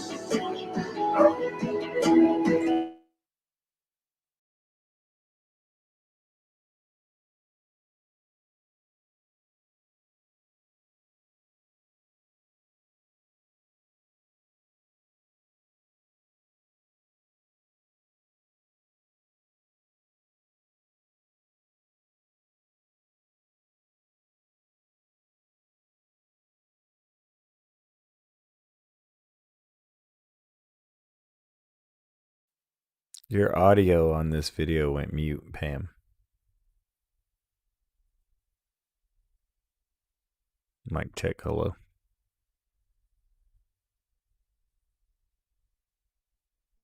You're good. I don't know what's going on with there.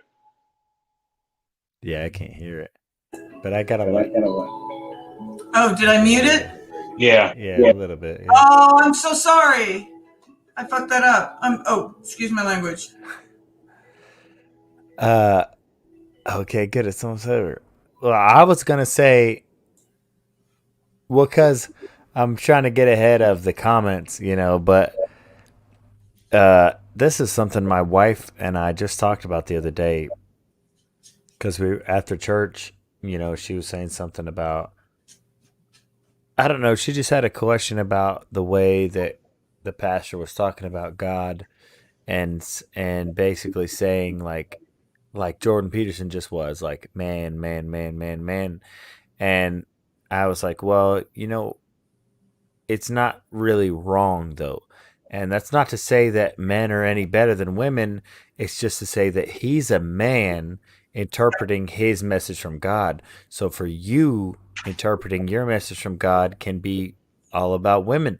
It's not necessarily to say that, because I personally don't believe that God is a sex. I don't think God has a sex. I don't think God has anything that is kind of, that would be a god or would be something that would be the creator of the universe.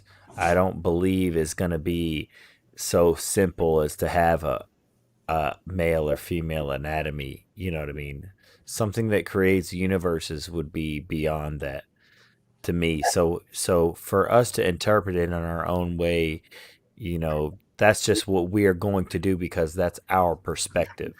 When we hear a message from God to us, it's going to be the way for men to hear it. And I think that's important for men to teach other men, and the same for women. I think it's important for women to teach younger women coming up because that's how we've done it for our entire existence. So I don't think there's necessarily Men anything seem wrong to with that. represent order and women represent chaos. Yeah, because there's that old saying that, women marry men hoping that they'll change. Men marry women hoping that they'll never change. Both are sorely disappointed. I could see That's that. exactly what it is. Yeah. So, yeah, and in sort of the metaphysical realm, men represent order, women represent chaos. And so, the natural state of things is very chaotic. And we need to put order on top of that to be able to survive. Yeah. That whole walled garden thing from the Garden of Eden, that's a controlled environment. And then you step out of that into chaos, and all this, random occurrence and everything like that, the fallen world. And we need that order. And, men really do represent that. I mean, women represent the creative aspect of God. We bring life into the world as God did and things like that. So we're both kind of aspects of God, and the union of that is, where we find the divine. Yeah. Yeah, and you know what? Maybe, I don't know if she's still watching. She'll be mad at me for talking about this, maybe. But the other day, she was talking about, we were watching a show, and she wanted to ask me about soulmates. Do I believe in soulmates? And I didn't get it too in depth, but I absolutely do. Mm-hmm. In the sense that, like, when I think about me and her being together, or not even necessarily just that, but like, you feel it with other people too, like, not men and women, just like you have a conversation with somebody, you're like, man, I just feel like I've known you all my life, man. Like, Yeah. we just connect on another level, like we've already met throughout lifetimes, like our beings, or whatever you want to call it, our consciousness, everything has already had interactions multiple times throughout multiple, human existences. I absolutely believe in that stuff to some degree. Like, there is 100% proof of genetic memory too. So it's like, Yes. it's the same thing as like the way dogs raise their leg to pee. Like, nobody ever teaches a dog to raise his leg when they pee because it's a male. They Right. just do it. You know what I mean? And then some just don't. Yeah. It's not even. But that stuff is absolutely true, 100%. The genetic memory of every creature, anything we with know that. DNA. Yeah, we know that because children who have never experienced dogs or any sort of creature like that, they will have nightmares about wolves. There absolutely is. We aren't born blank slate. That theory from the 60s is well dead and buried. There is a genetic memory. That's why I had those phobias. Yeah, like exactly. Arachnophobia and stuff. Like, my wife is like terrified of spiders. Like, she doesn't even like to look at them on even if it's just a picture. And I personally, I'm like, well, that's because somewhere down there in the line of humanity, of your DNA, one of your great great great great great great ancestors was murdered by spiders or something, Right.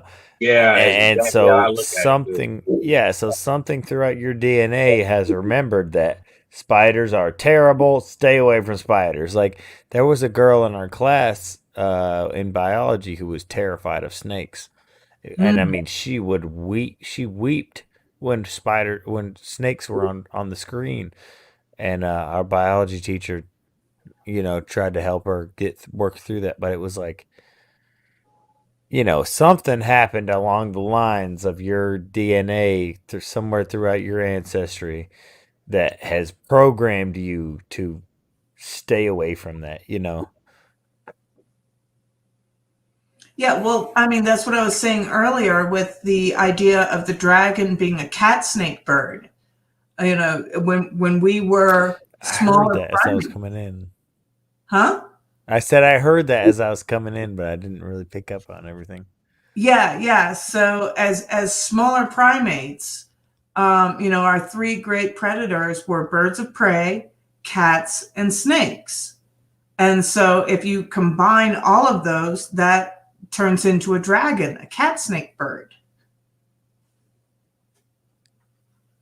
So that's one of our, primordial memories bubbling up from our DNA.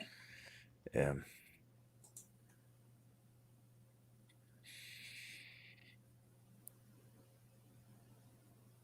I feel like dragons did exist to some degree, though. Like there's evidence that basically that dinosaurs existed a lot longer than we think they did. Yeah.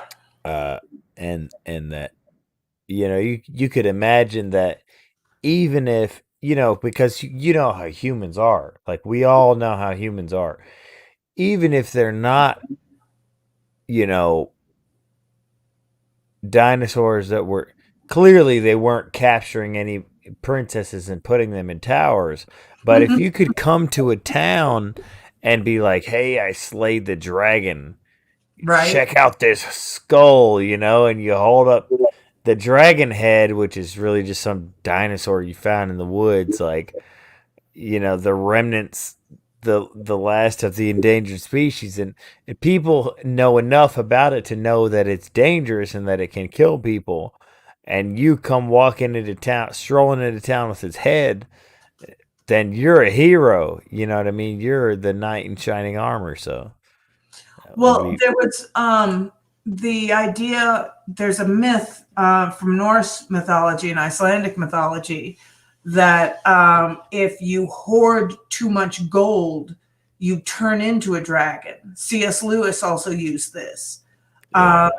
And that's Jeff Bezos right there right now. Right. Well, in the Icelandic economy, if one person hoarded too much wealth, it completely destroyed the rest of the economy. So they had this idea that, you're not allowed to hoard wealth because it will destroy everybody else. And, you'll turn into the dragon. You'll turn into the worst thing imaginable. So, yeah, they had a lot of... Maybe that's not Jeff Bezos, because technically he's reinvesting back in his company. So I won't go that far, but... Well, it is kind of true, though, that, we have this inherent disdain for the top 0.1%, those people who do hoard the wealth. If you get too much wealth at the top and too much economic inequality, that creates revolutionary conditions. Well, and that's what I was talking about earlier in the Bible. It's like, it's so hard to know because you're trying to translate these 10,000, 15,000, 20,000 year old messages over. You're trying to translate them across multiple languages. Yep. Like, what's to say that it's not something like what you just talked about? Like, a dragon isn't necessarily a dragon that flies around and breathes fire, but it could be a dragon could be somebody who unintentionally destroys a market by hoarding gold. And you know what I mean? It's like so many things. It's so hard to understand those kind of things out of context because you don't know what the terminology is living in that lifetime. You don't understand how to use anybody who's trying to go back now and research the way we live now. There's so many damn memes. There's so many jokes. There's so many names that we call each other that they won't know what that stuff is going to mean in the future. Well, that's exactly what the book of Revelations. I mean, I took a theology course in college, and it was taught by a professor who actually worked with the Dead Sea Scrolls. He was part of that small committee that was able to, physically be there with the Dead Sea Scrolls. Yeah. And he taught us Revelations, from the historical context. He spoke like 6 dead languages. Yeah. And, you know, if you put it in the historical context, you know, it means something much different than the literal context. And they did that on purpose, because if you were caught with a scroll, you know, talking about, hey, we want to overthrow the Roman emperor, you'd be murdered. Right. So you put it in How relevant is that right now, though? Exactly. Oh, That's why they kept that book in the Bible, because they realized that these sort of apocalypses happen over and over and over again. You know, so it was something that could still speak to our time and times going into the future, because these conditions keep coming up, and keep manifesting themselves. I love this stuff, man. I love this stuff, dude. Yep. This is why I love you guys, because y'all so sweet and gentle and understanding and caring that I don't know what the hell I'm talking about. So y'all don't make me feel bad. And I can say mind blown, and y'all laugh and smile and say, "Oh, he's getting it." That's okay. No, it's not even that, because no, I'm laughing and smiling because you're saying mind blown, but I also feel the same way. Even like you I'm laughing because you have the perception that we know more about this, but even us, I think Pam could probably admit too, we're just scratching the surface too. So Absolutely. It's like you think we're on this next level, and we're still scratching the surface too. We're still learning too. Yep. None of us know, man. We're writing the Bible. Like our movies and stuff, everything is right in the Bible. It's like you have actors out there that couldn't say what they wanted to say, so they created a movie around what they wanted to say. Yeah. Yep. And they did like, what if this? And that's what if, and they was like, listen, we can't say this, because if we say this, they'll just shut us down and kill us. And we can't do that, because the word is more important to get it out. Therefore, we do this kind of stuff, and we talk in code. And what's gonna make it through, man? What's gonna make it through to the you know, let's say the apocalypse happens. Even if it wouldn't matter. Let's say it happens tomorrow. Let's say it happens 100 years from now. What's gonna make it through, though? That's the question. Like, well, that's the interesting thing. You know, Jordan Peterson talks about this, where a lot of stories in the Bible, they've been stripped of all their unnecessary characteristics, and they've been boiled down to what is just necessary in the story. Like the story of Cain and Abel is 8 lines long. But it's also what some humans, what a group of humans deemed necessary too, because there's a lot of books that were left out of the Bible. Yes. Those are what I'm interested in. I like those. You know, there's a lot of story in the books that were left out of the Bible, and then also take that stuff away too, there, or add it all in and say there's a lot that's missed through translation. Yep. So it's like, man. Yep. It was just kind of what we were talking about anyways, with being in context and stuff. Like if you lived in the society when they lived in it, and if you spoke the language the way they spoke it, you know, it might make more sense. But man. Yeah, no,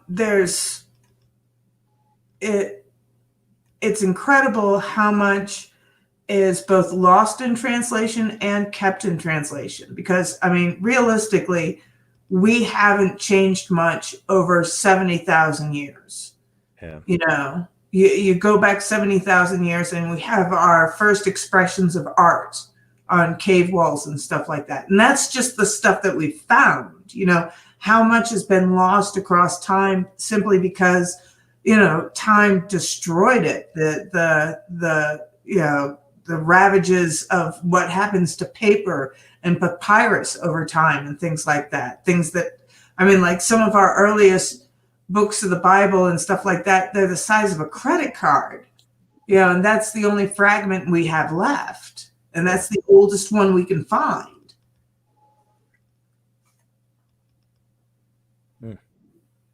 So mind blown again.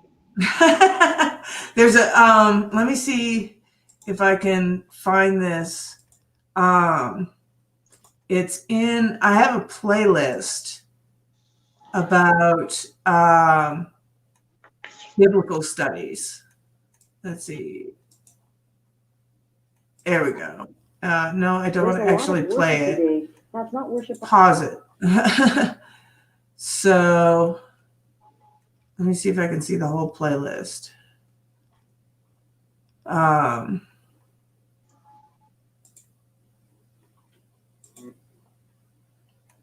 There's Melissa Scott. She's good.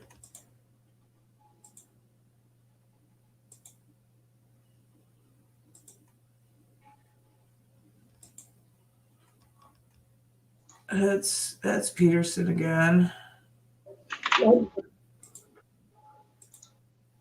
What? Oh, here he is.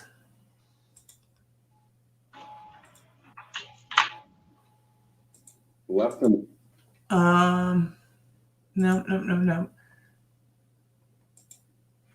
It's Yale courses, Introduction to the New Testament. And this is by, oh, they don't have his name. Do you remember what the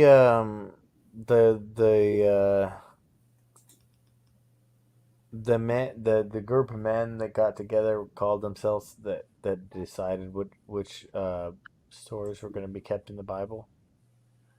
I think you're talking about the Nicene Council. Is that what you're thinking of? That sounds familiar. Yeah. Somebody in the chat was asking about it. I couldn't remember either. Okay. Yeah.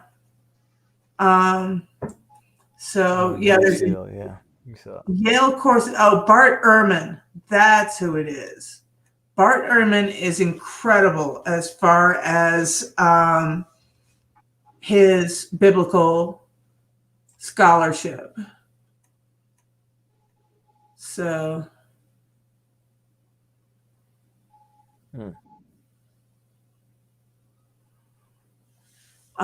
And then, yeah, Dave Krennic's talking about DMT. It's 7 to 14 minutes. Yeah. I think that's, he did it with ayahuasca. I did it with something else. My cousin had me smoke it. And I had visions of the Aborigine, the rainbow snake.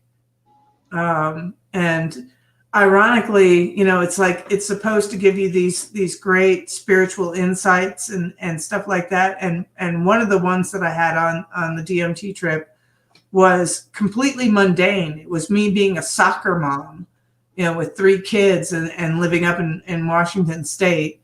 And I was just like, so my profound spiritual breakthrough was me being a soccer mom. That's hysterical to me. That's funny. So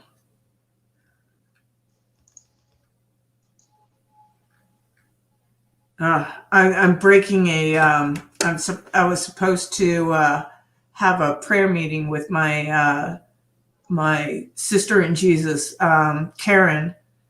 We have a Wednesday prayer meeting, and usually we do it at 4, so it's before the live. And today she couldn't do it, and we were thinking about doing it at 7:30 or 8:30, but we're still going. So, you know, almost at 4 hours here. Well, yeah, I mean, it's on its way. It's fascinating, man. This is crazy. Yeah. So I feel like the spirit is moving me to continue with you guys and continue with the chat, as opposed to doing my prayer meeting. And we can do that tomorrow. So. Well, it's up to you, man. I wouldn't do that. At this point, I'm along for the ride, man. Me too. I think I've said a lot of what I was gonna say, but I'm just listening. But I'm down. I'm just working on my UI. That's all I'm doing. Right on. So look cute for you people. No, this has been fantastic. I mean, we had, Greg on, So Too cool. yeah. Lawrence says he Yeah, always I knew the community would like Greg. I don't know. I just felt like Yeah, yeah, you was like, yo, Gary, like you. I was like, yeah, I would love to, man, but I'm knee deep in work right now. I can't get on.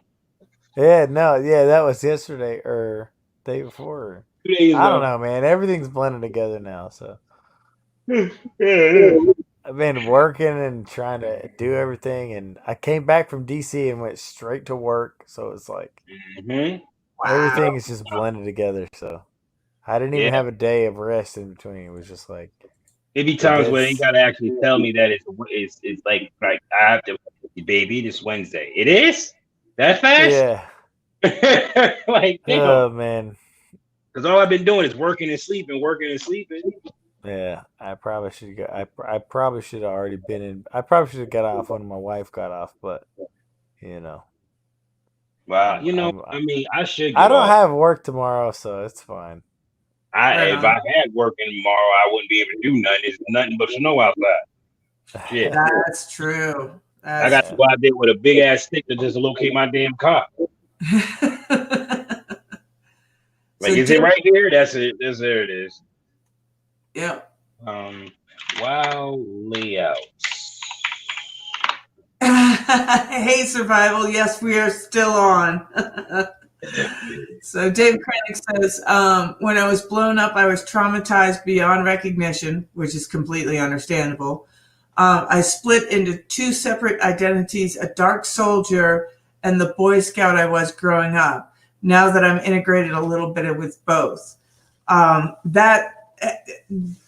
Man, that I completely understand because like, I've worked with not only 12-step stuff and, like adult children of child alcoholics, where, and also EMDR, which is eye movement desensitization reprocessing. But the idea is that you have all your inner children living inside of you. And, sometimes trauma happens where it's so severe that you get locked in at a certain age. And each of those kind of spirits lives on what's inside of you. And when you come into a situation that mimics the same thing that led to the trauma, those inner children can take over. And, sometimes it's for good and sometimes it's for not so good. Especially if you've matured past the point that response becomes useful. So I've used EMDR to go back and talk to my inner children. And there's a whole process that goes along with that sort of trauma reclamation, where you talk to your inner child and you say, I am you all grown up. You don't have to take over, my consciousness anymore because we got through that. We got through that trauma. And now we're doing okay. And you can go off and you can play and be yourself and do whatever you want. And you're able to put these inner children back to sleep, as it were, or more specifically, give them a play space where they're able to, go off and be, rather than taking over your current consciousness. And what you do is you create 4 archetypes. You have somebody that other than yourself that can be a babysitter, and it's somebody who's never hurt you in the past. And you use them as an archetype to be the babysitter to watch over your inner children. You create a space that is a safe and loving space, and they have their own playroom off of that space. And then you also have the nurturing self, the protective self, and the spiritual self. And so, my nurturing self, she wore overalls and she had curly hair, which I have every once in a while if it gets humid or I've just taken a shower or something like that. I have curly hair. And she sits on the floor so that she can be right on the level with my inner children. And then you have the protective self. And that was, me with shorter hair, more of a tomboyish type. But she wore a business suit and she was very professional. And so that was my protective self. And then my spiritual self was very interesting to my counselor because it wasn't a human body. It was more of a fractal. And it just seemed like light and pure white light with little rainbows sparkling in it. And that was my spiritual self. And you use those three archetypes to talk to your inner child and resolve whatever issue it is that they have in, the modern day. And, you answer all their questions and you make sure that they feel comfortable enough to then go with the babysitter and go back and rest inside your psyche so that they don't have to take over, and make you act out in ways that you don't want to. So Logic Rex says, good luck with that Mustang and 2 feet of snow, Gary. That's a truth. My Mustang is up in storage and leave me alone. Dave Cranning says, it's weird that I have 2 separate memory paths, one for each. Sometimes it's hard to figure out what was real and what wasn't. Yeah, I can completely understand that. And then Survival says, Pam, did I tell you that your hair looks nice tonight? Oh, thank you. Yeah, I was kind of impressed that the, soft curls came out. But yeah, thank you very much, Survival. I appreciate that.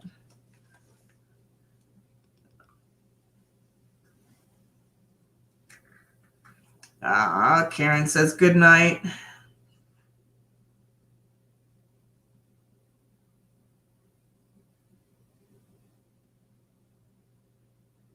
I'm sorry that I missed prayer time with her, but I had a feeling it was like 4:11, and we usually contact each other before then.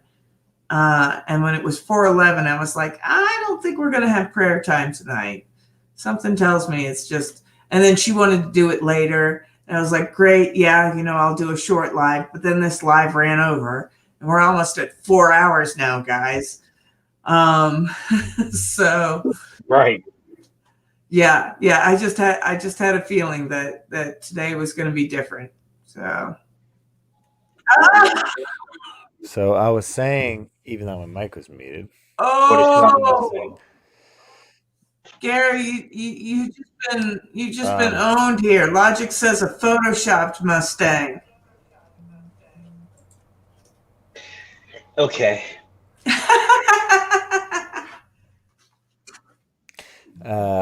I've got to go though.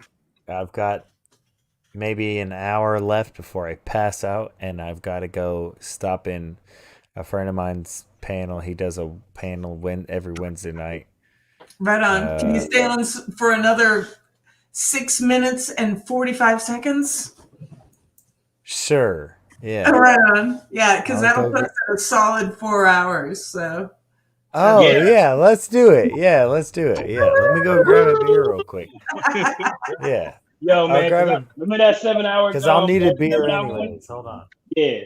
Remember that 7 hour one, Pam? Oh my gosh. I actually fell asleep for part of that. You did? I was awake and hearing what was going on, but I was also like asleep, and I was like, oh my gosh, I need to wake back up and get back into the live. And I thought it lasted for like a half hour, but no, it was just a couple of minutes because I went back and rewatched it. And I was like, damn, you can't even tell that I fell asleep. The funny thing is I'm literally washing dishes and my phone is all the way in the other room. Like, this is what I'm talking about, telepathy. We're literally doing it now. Right. I'm washing my dishes while y'all are over there. We're on the freaking live. YouTube has made it possible to talk to everybody. You know what I'm saying? Like, this is all it is. This is exactly what it is. Yep. Yep.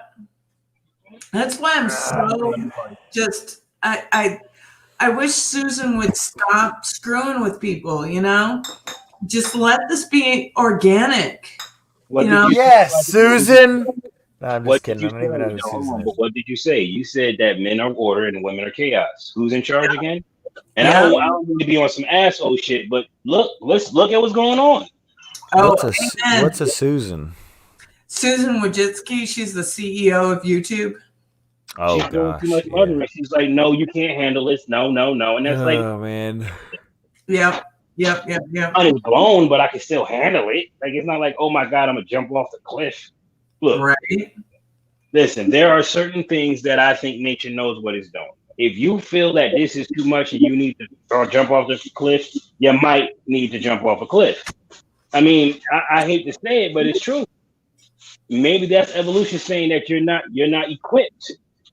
Like, you got to go. Women are not, I will straight Look. up admit that women are not good at a lot of this stuff. We are vindictive. We are big on revenge. We are big on micromanaging and control, and men are more hands off. Like, you know, hey, you don't have to be that much of a hard ass. You know, you can let this go. And that's why women need men, is because you guys anchor us.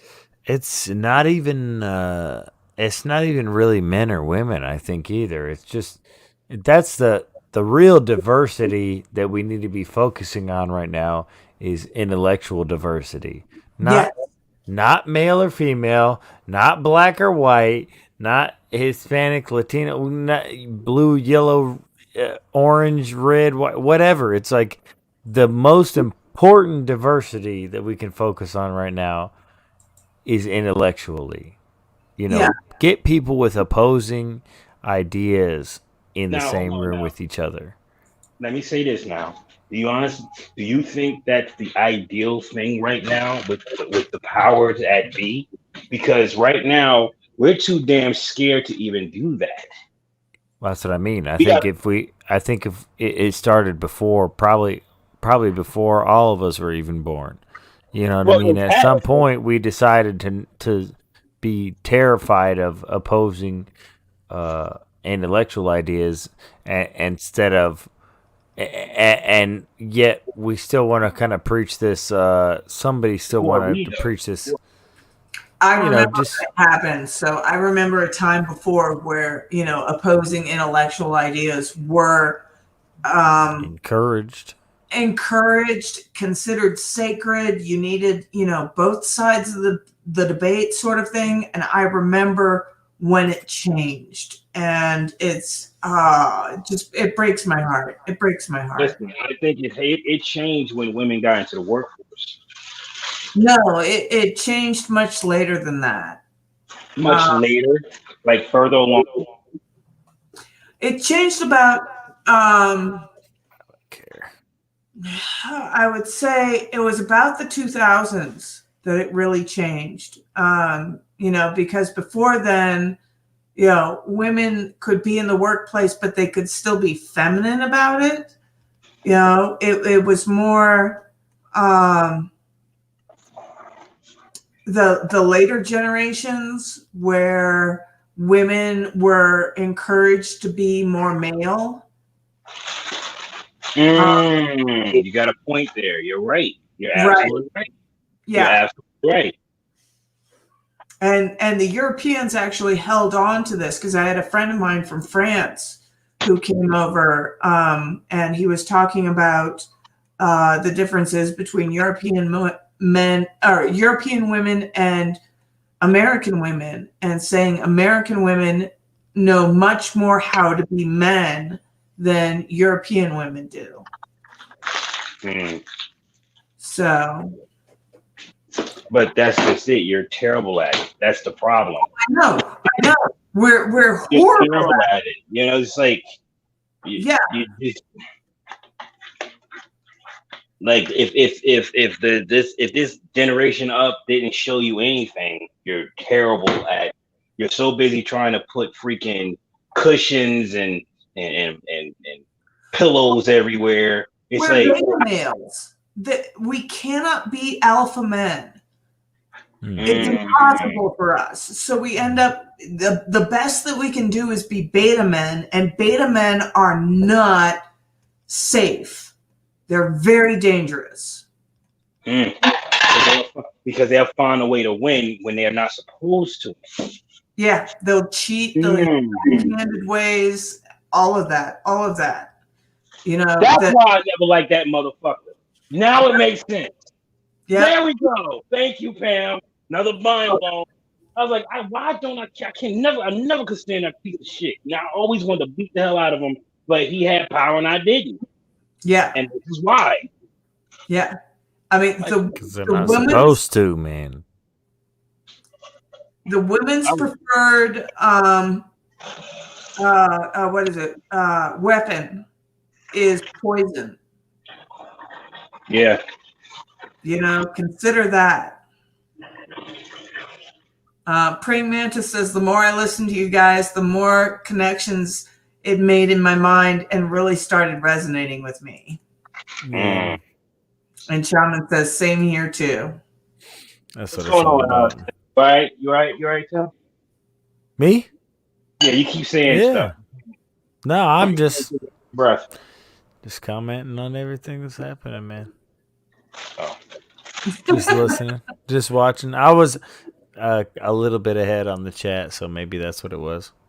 Oh, I was reading chat. Like, you was saying something like, is he somewhere else? I maybe been just a few seconds ahead on the chat and stuff. I was reading the chat. You are hella multitasker. Hey, man, that's the one thing that has made ADHD and ADD an advantage, is that with computers and the way that technology functions, I mean, we excel in this area, you know, being able to, you know, just that, and I fully believe that ADD and ADHD, that's not a disability at all. It's just that when you get in the classroom where you're supposed to sit there and concentrate, that's where it becomes a problem. That's why I always hated school. You're telling me how to learn. I'm like, I don't learn like that. Like, this is how I learn. What you're saying is it got me up, and I'm learning so much stuff. My learning is hands-on. Sitting in the classroom and not being able to move, and I can't ask questions like, well, why do you think that, you know, I want to, like, I was sitting here listening to my son get taught by this stuff, and I was like, let me tell you something. You learn that to pass the grade, and then you learn the truth. Exactly. My father told me the same thing. You know, you learn school to get through school, and then you get out into the real world and you learn the truth. Because school is bullshit. Oh yeah. After math and a couple of other things, it's bullshit. It really is. It's hey, let me teach you how to work for somebody for a living. No. That's what it was originally designed for. It was originally designed to teach the lower classes how to be factory workers. That's why a lot of it is very monotonous and repetitive. Yep. That's what factory work was. Like factory work. Exactly. Just like working at Amazon. Oh yeah. And which I worked for. Oh, together. You do match this symbol with this symbol, and then you get paid and you go home. And I'm like, oh, I don't like that. Yep. I'm good at it because I'm efficient, but I don't like it. People without ADHD or ADD, they can do things very methodically. You know, we're hunter-gatherers, and the gatherers need to do things very methodically. You know, 1, 2, 1, 2, 1, 2. And the hunter part of the hunter-gatherer society, they need to be distractible because they need squirrel. Right. Squirrel. Yep. They need to be there and on top of noticing prey. Right. That's why I get distracted so easily. Squirrel. Squirrel. Yo, I swear, I thought that was so primitive, but it's true. I think you making that make me feel better behind that. All right. Well, speaking of squirrel, I've got to get out of here and catch my squirrel because I only got about an hour left, and then I got to go to bed. So Yeah, But no. we're all going to break this band right now, so I'm getting off too. Yep. We're all done. We've gone over 4 hours. So thank you very much to the chat and your wonderful contributions. You've been fantastic. Dakota Shea says, squirrels are such a pain. They are, though. Yep. Hit that like before you go, guys. You know, I had a wonderful time tonight. I knew that I needed to go, you know, just break through my barriers of doing just an hour. Yeah, Shaman says, be well, everybody. It's been great. Any shout outs you guys want to do? American Nacho has his own channel. Everybody knows Gary Lamb has his own channel. You know, we're all Lamb fam. So yeah, there we go, boy. Oh, you're pixelating like a mofo. it's good for me. It is. Yeah, it is what it is. It is what it is. But we do the best with what we have, man. That's All it, right, man. yeah, That's all you can do, man. The internet's going to be messed up today. It's good for me. We'll see. Maybe it's good for the community too. Who knows? Oh yeah, shout out Survival Never Goes Out of Style 83. He's got his own channel. You know, we have the survival. And Dave, I did not get your email. I'll send it to you, Nacho, if you need. Yes. Yeah, if you have it, please send it to me. I will. I'm trying to know where to go when the apocalypse hits. You know what I'm saying? Right? Oh my gosh. So, but everybody, thank you so much. This was a lovely time. This was a blast. And I'm still a little bit drunk, so. I'm on my way. I probably am. I don't know. I feel like I'm on my way, but that probably means I'm not, and I'm already there. All right, guys. I'm out. Have a good one. Yep. We're calling it a night. Bye. Love you guys. Love you. See you later. See you later.